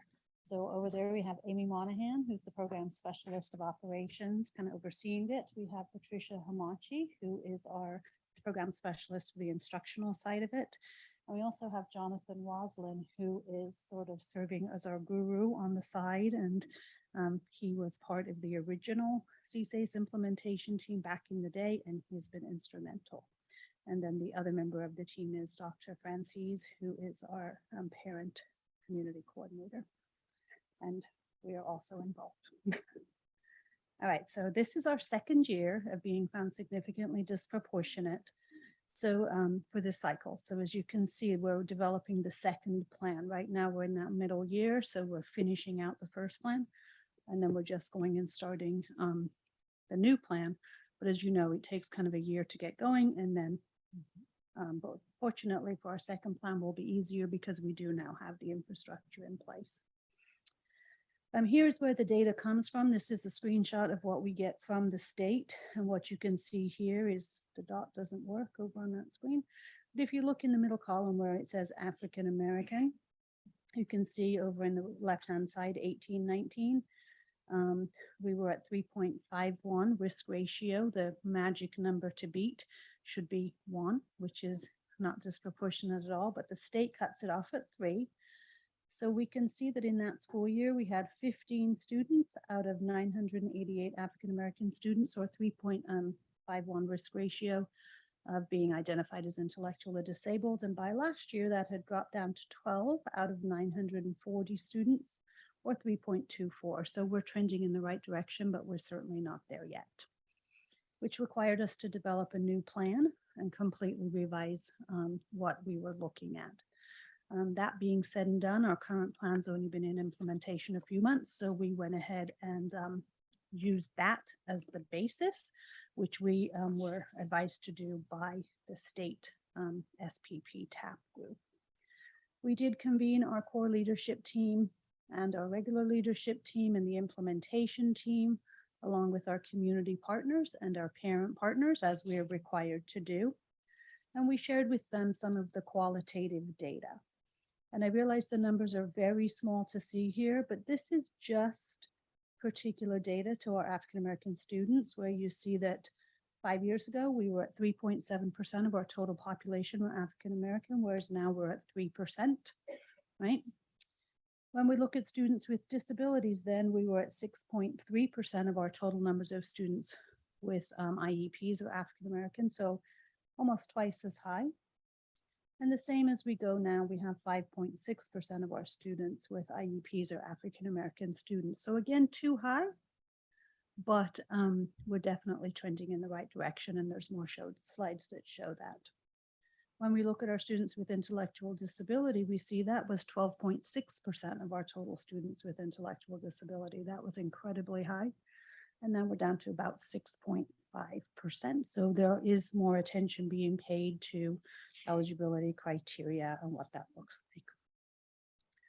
You can also see that the numbers of students, one of the root causes that was in our last plan was that students who were white, identified as white on their demographic screen, were receiving a higher percentage of 504 plans, with the belief that, no, these kids can be helped in gen ed, we just need a few accommodations rather than straight to special education. So we worked with our SST processes and our SST teams to revamp that so that teams were looking at that for all students. It was front and center. What do we need to comply with the law that says kids can only go to special education if aids and supplementary services in general education are not sufficient? So what? Sorry to jump in, but I checking the can't, time. because I think this is one of the critical things, is that when students go into special ed, the data, if you track the data, they have more challenges graduating high school. They have more challenges going to college. They have more, they're more apt to be disciplined at higher rates. They're more the data does not trend favorably in their direction. And so if you look at these numbers and you see the stark differences, you see, like, I mean, we've identified the root causes, but why is it that this is not happening, and why has it not happened over the years? And so that is why this plan is front and center, is one of our highlighted plans. And it's why this work is so important. And we understand that there's some resistance out there, but it is real important that we keep moving forward. We keep moving forward with this and we keep identifying this. But this data should be very clear to everyone that there is a problem that we must address. Thank you. I'm sorry. Yeah, sorry, I just want to respond to that too, because this is, it really shows it so strongly right there. I mean, I know one of the things, as a white identified parent, I hear about 504s and what they are from other parents from at school sites all the time, and was surprised to hear in some places parents saying they didn't know what a 504 was, but they knew what an IEP was. So how did they jump, right, to only knowing about IEPs and never having heard of Section 504? So this, what does give me hope is that increase in the red line right there, showing that the Latino families are starting to learn more about 504s and or their school sites are starting to provide it more. So that's one piece of improvement. I'd like to see the blue line now. I know that's part of your plan. Let's move that blue line on up. Thanks. Thank you. And so that is important, that not only are our students all trending in the right direction with 504s, but this is a process that allows them to get the supports they need. This is not about not providing kids support. It's about providing them the kinds of support they need, right? So yeah, you can see our Latinx population, it went up by about 10%, and similarly with our African-American population. And our white population stayed about the same, obviously, as it's a proportionate. What we can also see by this chart, which is very interesting to me, is what is missing from here is sort of the overall picture. When we look at all of our kids in special ed, it forms sort of like a bell curve, right? And it's true in our district too, right? There's a couple of little dips, right? At 8th grade, 9th grade's got a dip, but it forms a bell curve. So if we look here, what we can see, if we start with the middle, which is our students who are identified as white on their demographic screen, you can see it kind of follows that bell curve, right? Just that little dip at 9th grade. What you can see that's interesting with our Black African-American students is that the number almost looks flat, but it's actually deceiving because of how low the numbers are. If you look at the numbers, it actually shows you down in 1st and 2nd grade, you've got 7 students, 11 students, and 12 students. Whereas up in the high school, you've got 22, 24, 21, right? 23, sorry.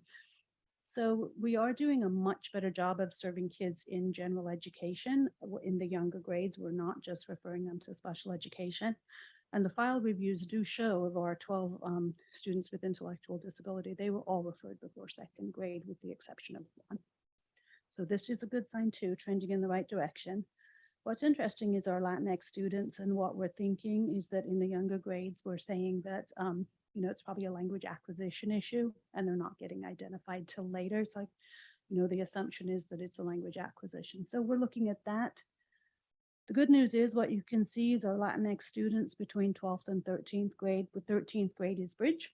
So you can see large numbers are graduating. They're not staying in those more restrictive settings.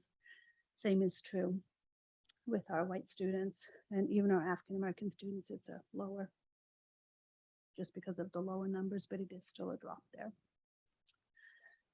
Discipline, this is general education, individual suspensions, and this is definitely an area we need to focus on. It's very disproportionate. And this data was pulled out of CalPADS, so it's accurate as what's being reported to the state. But this is not special education students, so it will not trigger another significant disproportionality. It's general education students, but that still doesn't mean it's what we're going to rest on our laurels, right? We're still going to address this issue even within this plan, and even expanding some of our focal scholars within this plan to make sure that we address the discipline issues that are happening at the middle school and high school.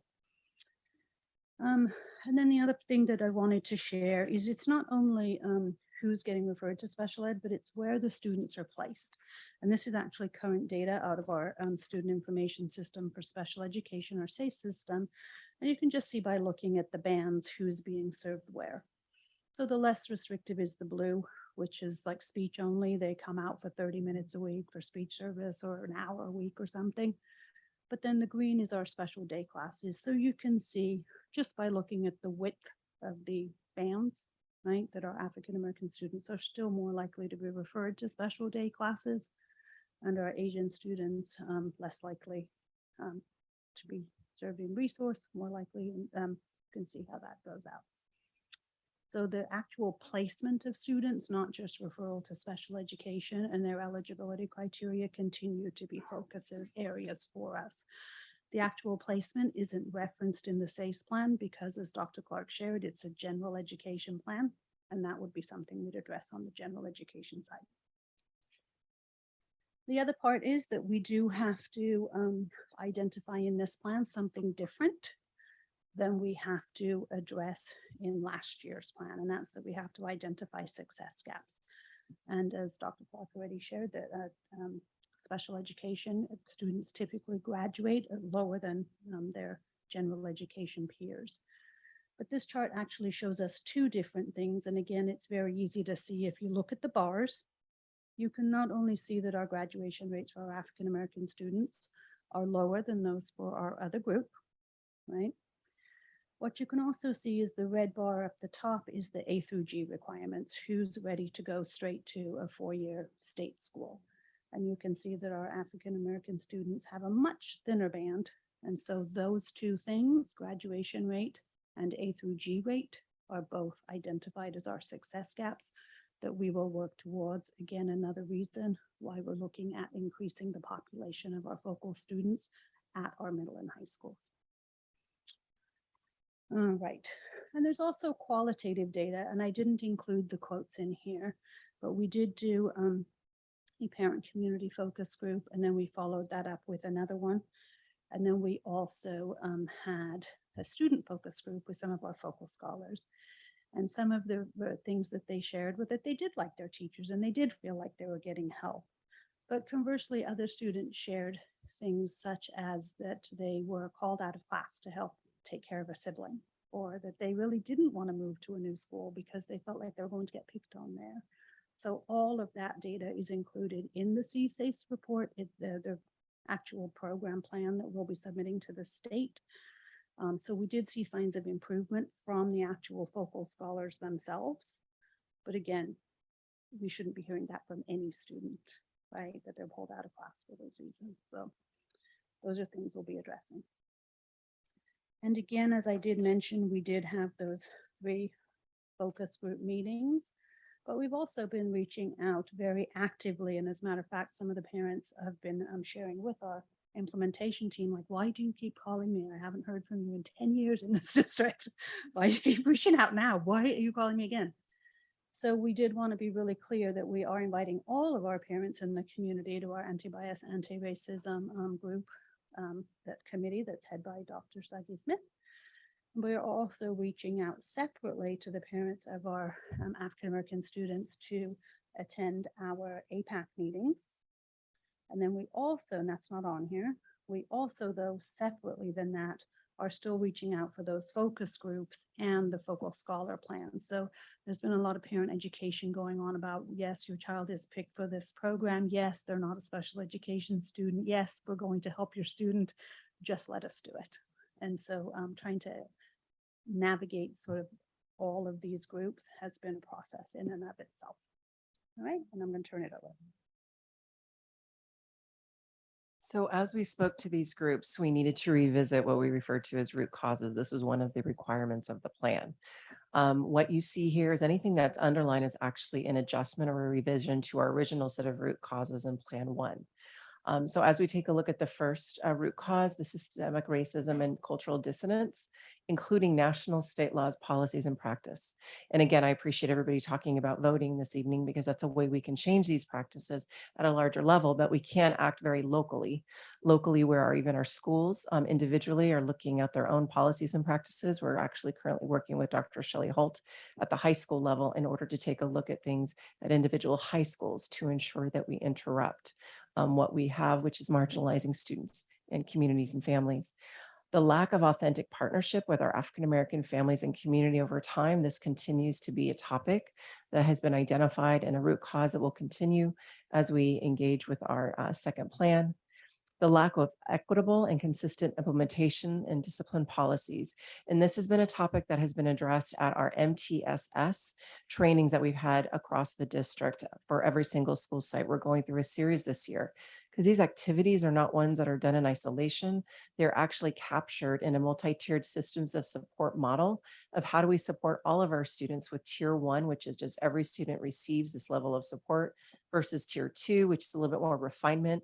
Tier 1 needs a little bit of an uptick into some other levels of support. And then tier 3, where we really need to take a look at the individual student because there's some interventions that we need to identify, which may not be in the classroom. It may not be a related service.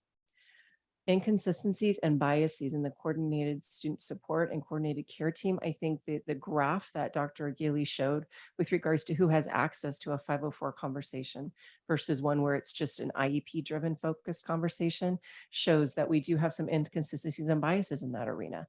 So making sure that the individuals in that team are fully aware of all of the opportunities to support students, and we don't have to skip steps. Should be a set of stairs that we just don't skip them because we end up falling back down the stairs. We take one at a time when we're dealing with our scholars. Lastly, our lack of equitable and consistent implementation of evidence-based multi-tiered interventions to support trauma. And again, the trauma that we're seeing in some of our students, that we heard at a national level, it's something that we have not had at this level chronically across our systems. So we need to respond to that. What we did in the past, those are not the same kids that we're seeing in our classrooms. So we need to, again, respond in kind. We did take a look at our measurable outcomes because this is something that is very scholar-centered. It's not something about the adult action so much as what is the impact actually on our students. So the first measurable outcome 1 is really taking a look at that attendance number. That is something that's being monitored through our focal scholar plans, as well as our school sites. We are taking a look at, of course, implementing additional attendance communication methods by which we can share with families. You know, we know Monday's a holiday, but please come to school on Tuesday. You know, do not take Friday. This is really important to your student to make sure they do not fall behind. Outcome 2, which really talks about our APACs.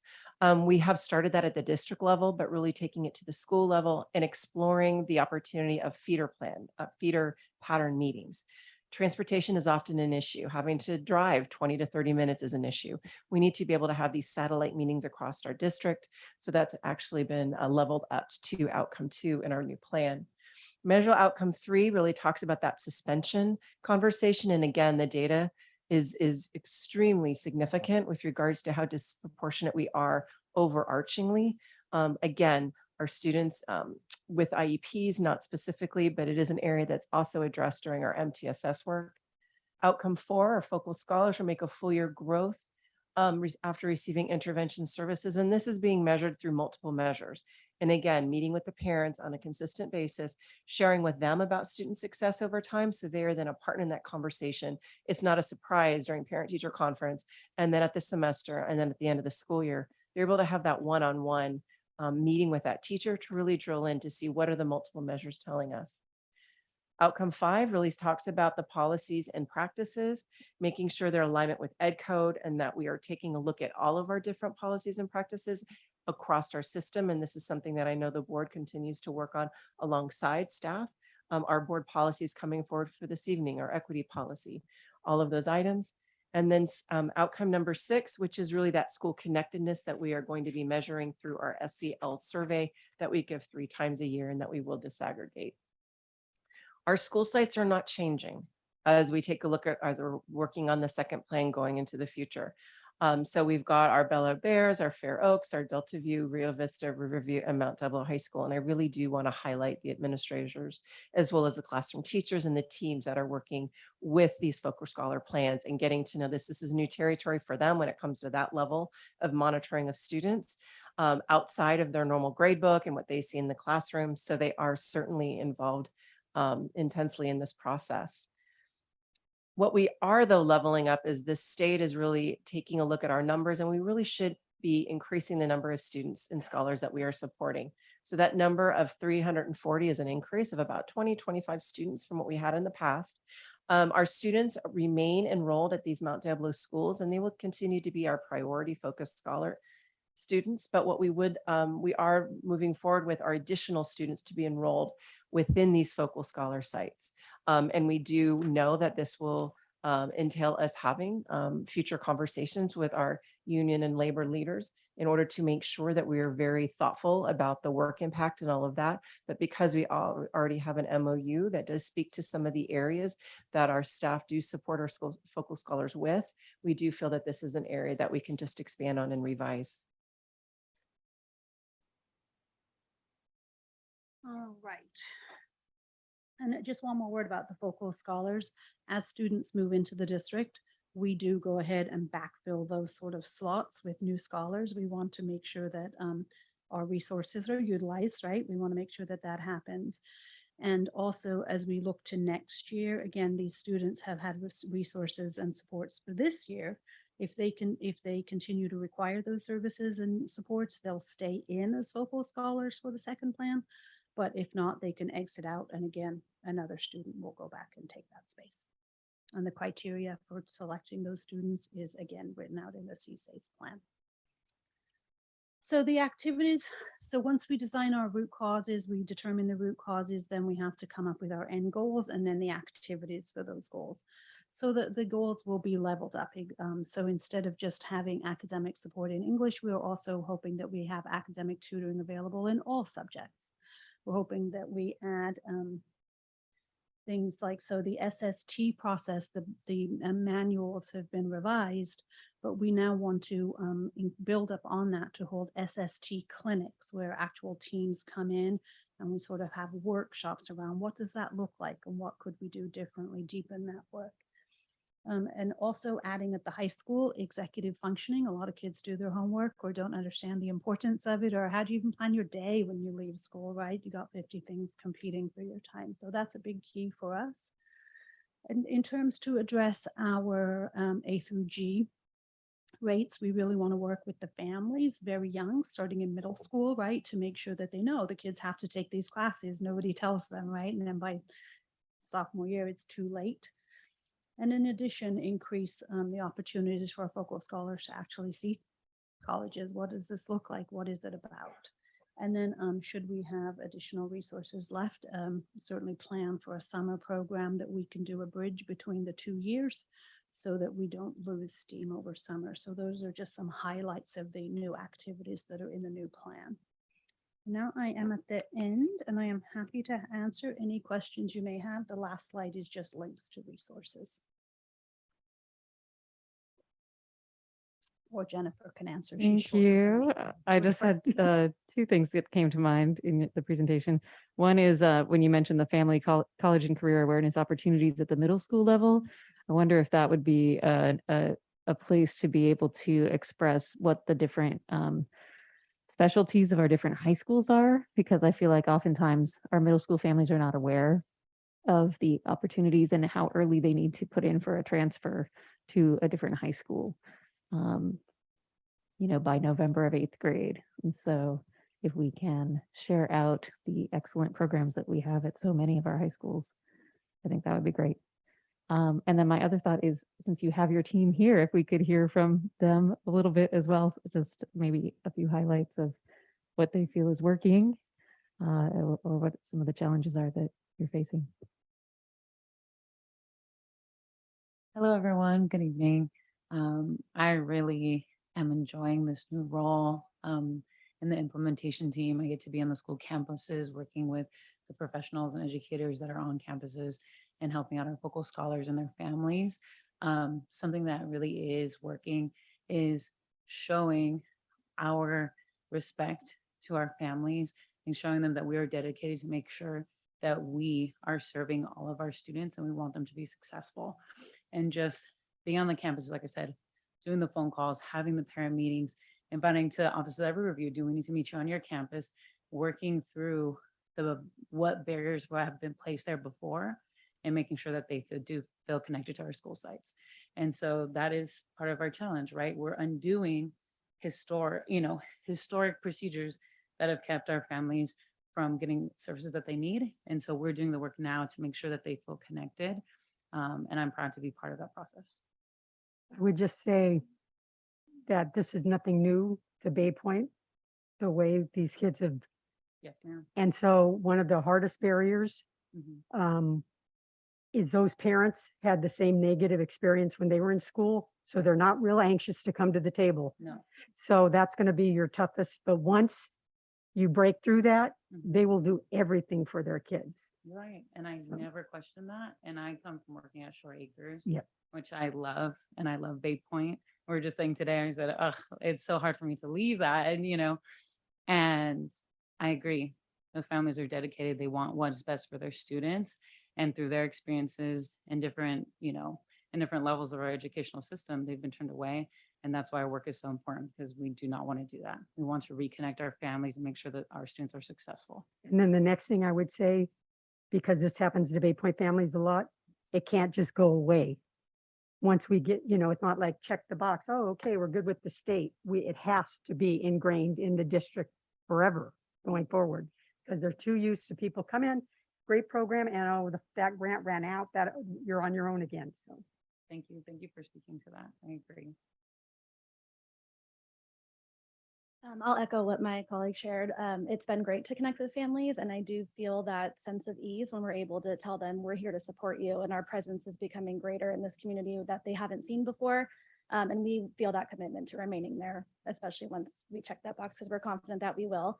But to kind of echo that with our teachers as well, our teachers really have the best of intentions and are working incredibly hard, and being able to provide them with more support and provide more collaborative opportunities to relate with the families and really find that common ground is going to have a really large impact. So I'm excited to see that through as well. I just wanted to say thank you for everything that you guys are doing, especially with continuing to support our special ed students with tutoring in academic subjects, but also with college and career opportunities. I went to all of these elementary schools, went to both Bel Air and Rio Vista. I also went to Riverview and at Mount Diablo High School. And I have two family members at Mount within the special ed program. So I just wanted to say thank you with, again, providing and supporting these programs and these support systems and support services throughout their entire school and academic journey, but also after that, and giving them the support and encouragement to go into a college or any other career that they are interested in. So thank you. I just thought of one more thing, sorry. In terms of, as we look into the future and sustainability and how to make sure this doesn't just check a box and go away, I'm thinking about community schools and the push from the state for there to be more community schools. So the support that is now coming to us around that area. And so but it really requires that authentic partnership, right, with our families and community. So whether that's something you have in mind as something that overlaps with this system. I actually presented our SACE plan back in January of 2014. Linda Mayo was one of our board members then. But I really want to echo what Deborah Mason has just shared, that this is not just a check the box. At the time, we had no equity department before our original SACE plan.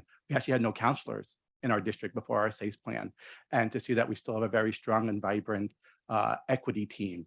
The terms MTSS and PBIS, those letters didn't mean anything to anybody at the time, but to implement that, but to really make sure now that we have an APAC committee, that 10 years from now, we still need to have an APAC committee, that we are laser focused on the achievement of all of our students, and specifically now about our African-American students.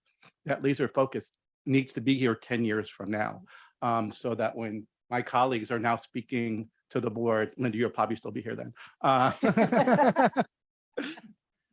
And there's a next level. And obviously we don't want to be disproportionate. That's not necessarily a positive thing, but the positive thing is taking this $1.2 million and laser focusing it on the students that really will benefit, and the families, so that families do feel that they are welcome in our schools and they are part of this.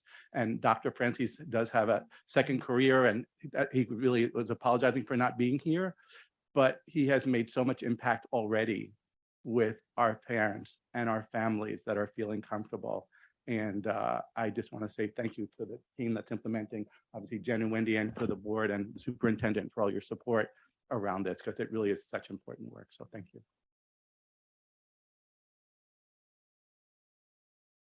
Are we ready for a motion? Do we need a motion on this issue? Action for the motion. Pull it up. I move to approve the Comprehensive Coordinated Early Intervening Services Plan as developed. Second. We have a motion and a second. Trustee Nava Flores. Yes.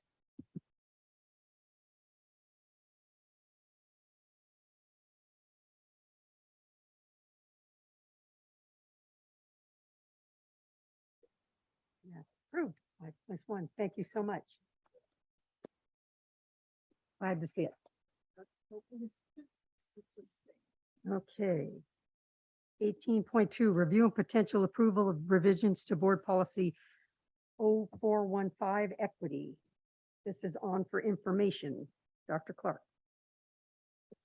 Yeah, so I wanted to bring this back because we as a governance team, we had spent some time with you know, with our during our board study sessions, really talking about this. So I wanted to bring this back again. I believe it's info action or it's info. So we want to bring it back. I want to see if there's any changes or additions. I know it's been a while since we've talked about this, but I think as you know, as we're dealing with just some of the challenges in society that are reaching and you know, finding their ways into our schools, that it's even more important that we're grounded in equity. And just as you know, as events are happening, as looking at our data, you know, the way that we are going to address that data, number one is through policy, but then also through mindsets. And so sometimes when you're trying to just get people to shift their mindset, sometimes they need a little bit of assistance. And if we as a governance team are very consistent with what we're supporting and what we are approving and really putting out there, if it's aligned with this policy, then we're going to make sure that all of our students are getting what they need. So again, this is really meant for a discussion amongst the board. If there's anything that stands out or you know, that we would like to finally adopt, because remember, this is different than the equity policy that we have on the books right now. This is in addition to that. Dr. Clark, I was just looking at number 8. I think there's a place where the edits aren't complete, at least they're not ready to take action on, and I know this is information Right, only. right. So it says possibly place under any priority or place below as a board metric. I would concur with the placing below as a board metric. I feel like that makes sense in terms of number 8. I'm not sure what the define/evolve question was. That's in the parentheses there.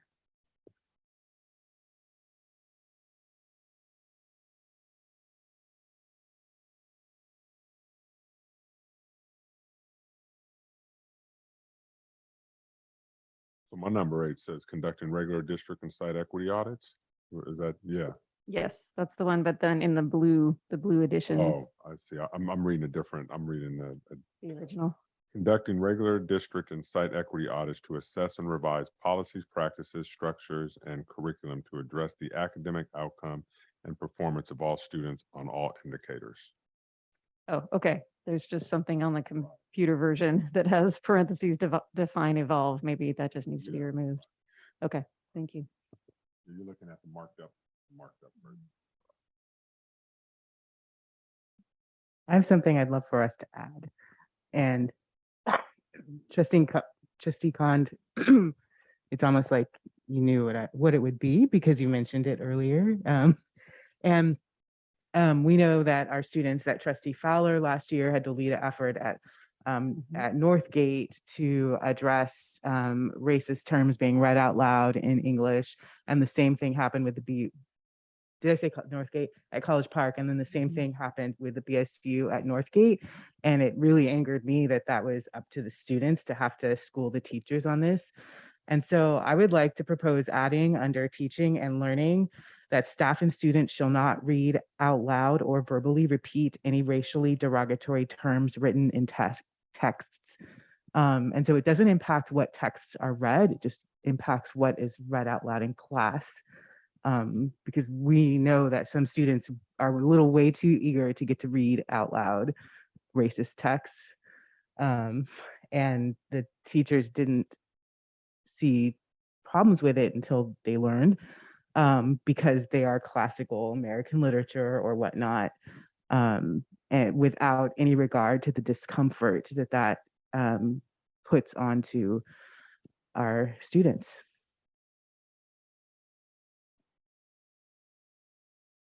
I don't know what I have to do to make that happen. Well, you've got the information that Yeah. you shared. Yeah, with him. no, Yeah. well, I think what, you know, what you can do is, again, this is just a draft, so of course you can send me that statement. And Laura and I will work to put it in there, and then as we post the agenda for next week, or as you being vice president, as you're able to look at the agenda draft, you can check that language, and then we can bring it back to the whole board. Yeah.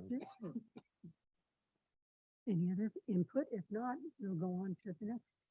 I guess just one other thought from the previous presentation, thinking about the SACE plan.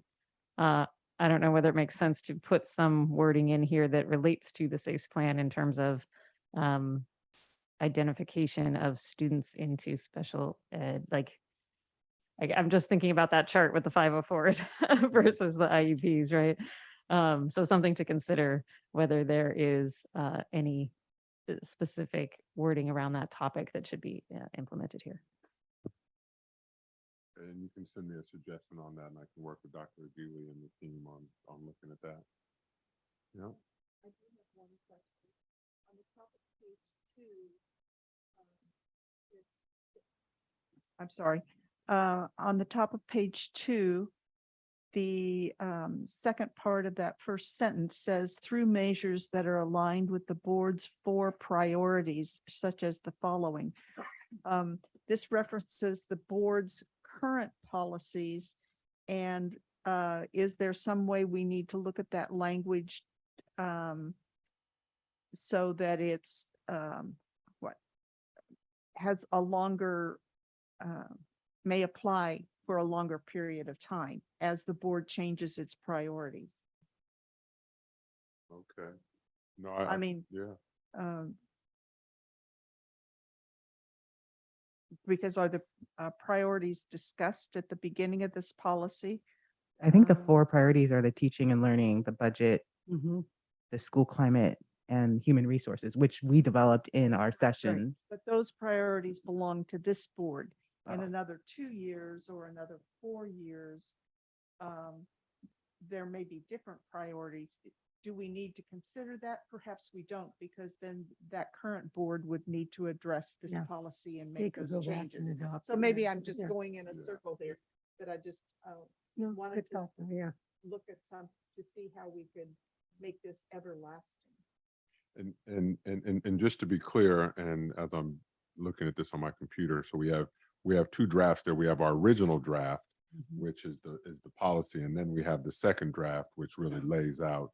It includes the equity statement and includes the 4 priorities. It gives some more specificity to the equity policy. So just in case for the audience, people who are wondering why we're toggling back and forth between two different documents here. So.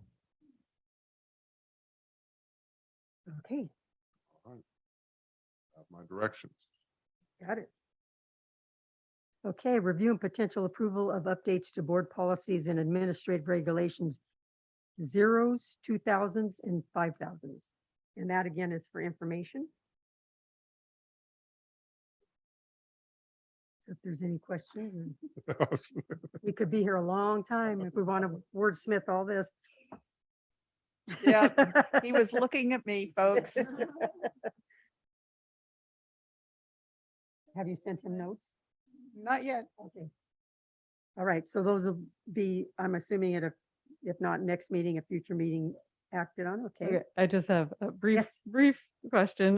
The one thing that I saw, because I'm assuming when it says last revised date, original adopted date and then last revised date, that the draft showing is the one that we revised on that date. So for example, in the 0s, We've got policy 0450, comprehensive safety plan, last revised date December 1st, 2018. But I think I'm not clear if this is the one from 2018 because it's still showing the option 1, option 2, which I feel like I remember that meeting we clarified that it would be option 1 and not option 2. So option 2 should be removed from policy 0450. Go back to the action item. Yeah, so we could go back to that board meeting, but I guess when this comes to a vote for us to approve, for us to just be clear, if it says last revised date, that the version we're approving is that one, or whether there were changes based on the CSBA since then. Okay.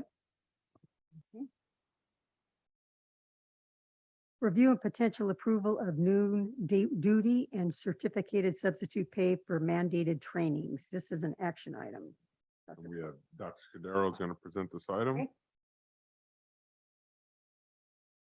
So this is an item for our unrepresented employees in regards to mandated training. We're just asking that these employees don't have time during the regular workday to actually do their work and do the mandated training. The units, the employees in bargaining units have different agreements with them. These have done. So we're asking that you move to approve the noon duty and certificated substitute pay for mandated trainings. Okay. Any questions? If not, I'll entertain a motion. Madam President, I'll move that the board approve the noon duty and certificated substitute pay for mandated trainings. Second. We have a motion and a second. Trustee Nava Flores? Yes.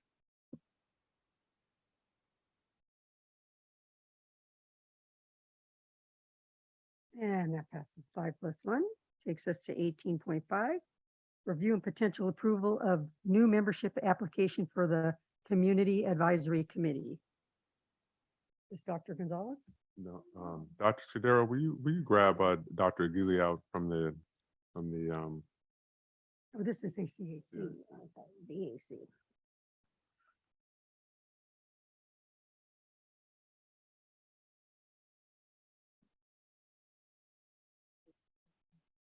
we have the CAC item. I didn't want to add someone to the CAC. I wanted you to come present the CAC item. I apologize. I was out speaking with Medea in the lobby. So that's important. So CAC, this is a new member who has met all the requirements under the bylaws of the Community Advisory Committee. They've attended two meetings and they've completed the application. The CAC has voted to approve the admittance of that member conditionally with board approval. The Community Advisory Committee is committed to increasing the membership and sort of revitalizing it after the pandemic. So in addition to revising their bylaws, they're also asking to approve this member. Thank you. Thank you. I appreciate her enthusiasm in reading the application, that she can share so many different perspectives. I think that's really awesome. You want to make a motion? Madam President, I move that the board approve Maria Topper as a new member of the CAC committee. Thank you. Second. We have a motion and a second. Trustee Nava Flores? Yes. And that passes 5+1. All right. Is she here? Is she here tonight? Okay. You, Maria.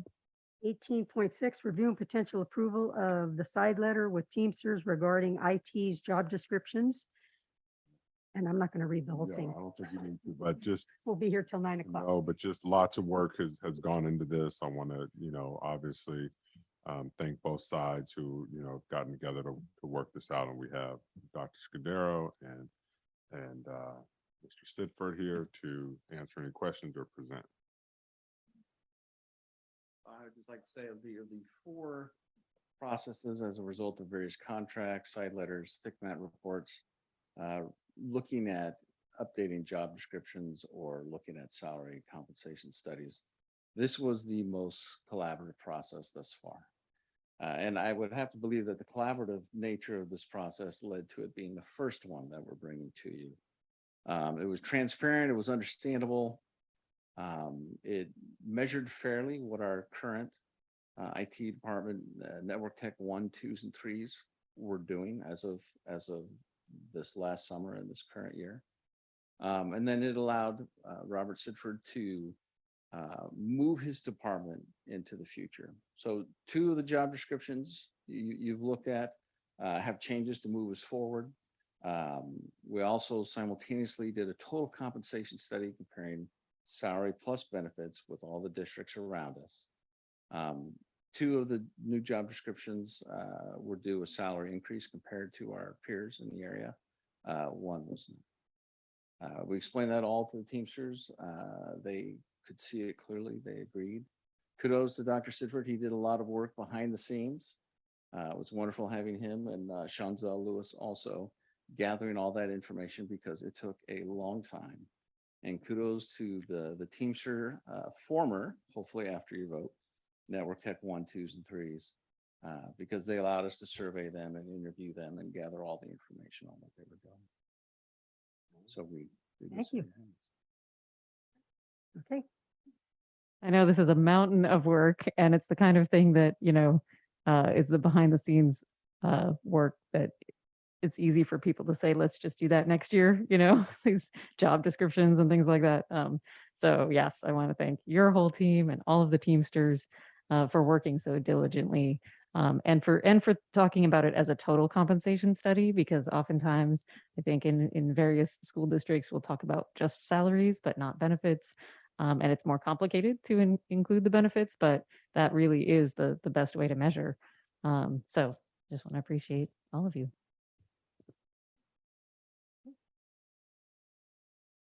This is an action item, so I would. And with that, I move to approve the side letter with Teamsters regarding IT's job descriptions. IT support specialist, network systems administrator, senior network systems administrator, salary schedule changes, and abolish the positions of network technician 1, network technician 2, network technician 3, and telecommunications technician after all affected employees have been moved into the new job title positions. Second. We have a motion and a second. Trustee Nava Flores, Yes.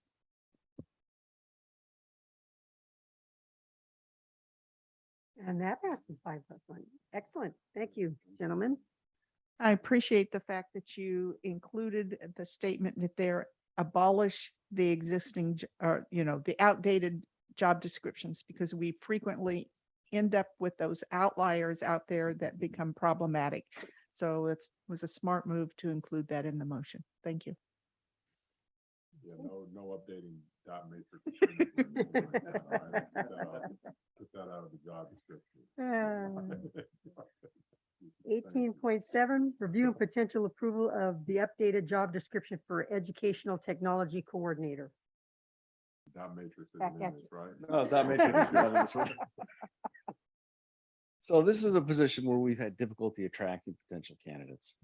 So Mr. Sidford asked that we look at the job description. It's a DMA job description, that we update it and change some of the wording to attract people who do this kind of work.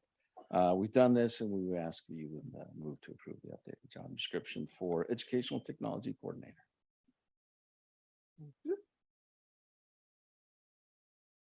I move that we approve the updated job description for educational technology coordinator. Second. We have a motion and a second. Trustee Nava Flores, Yes.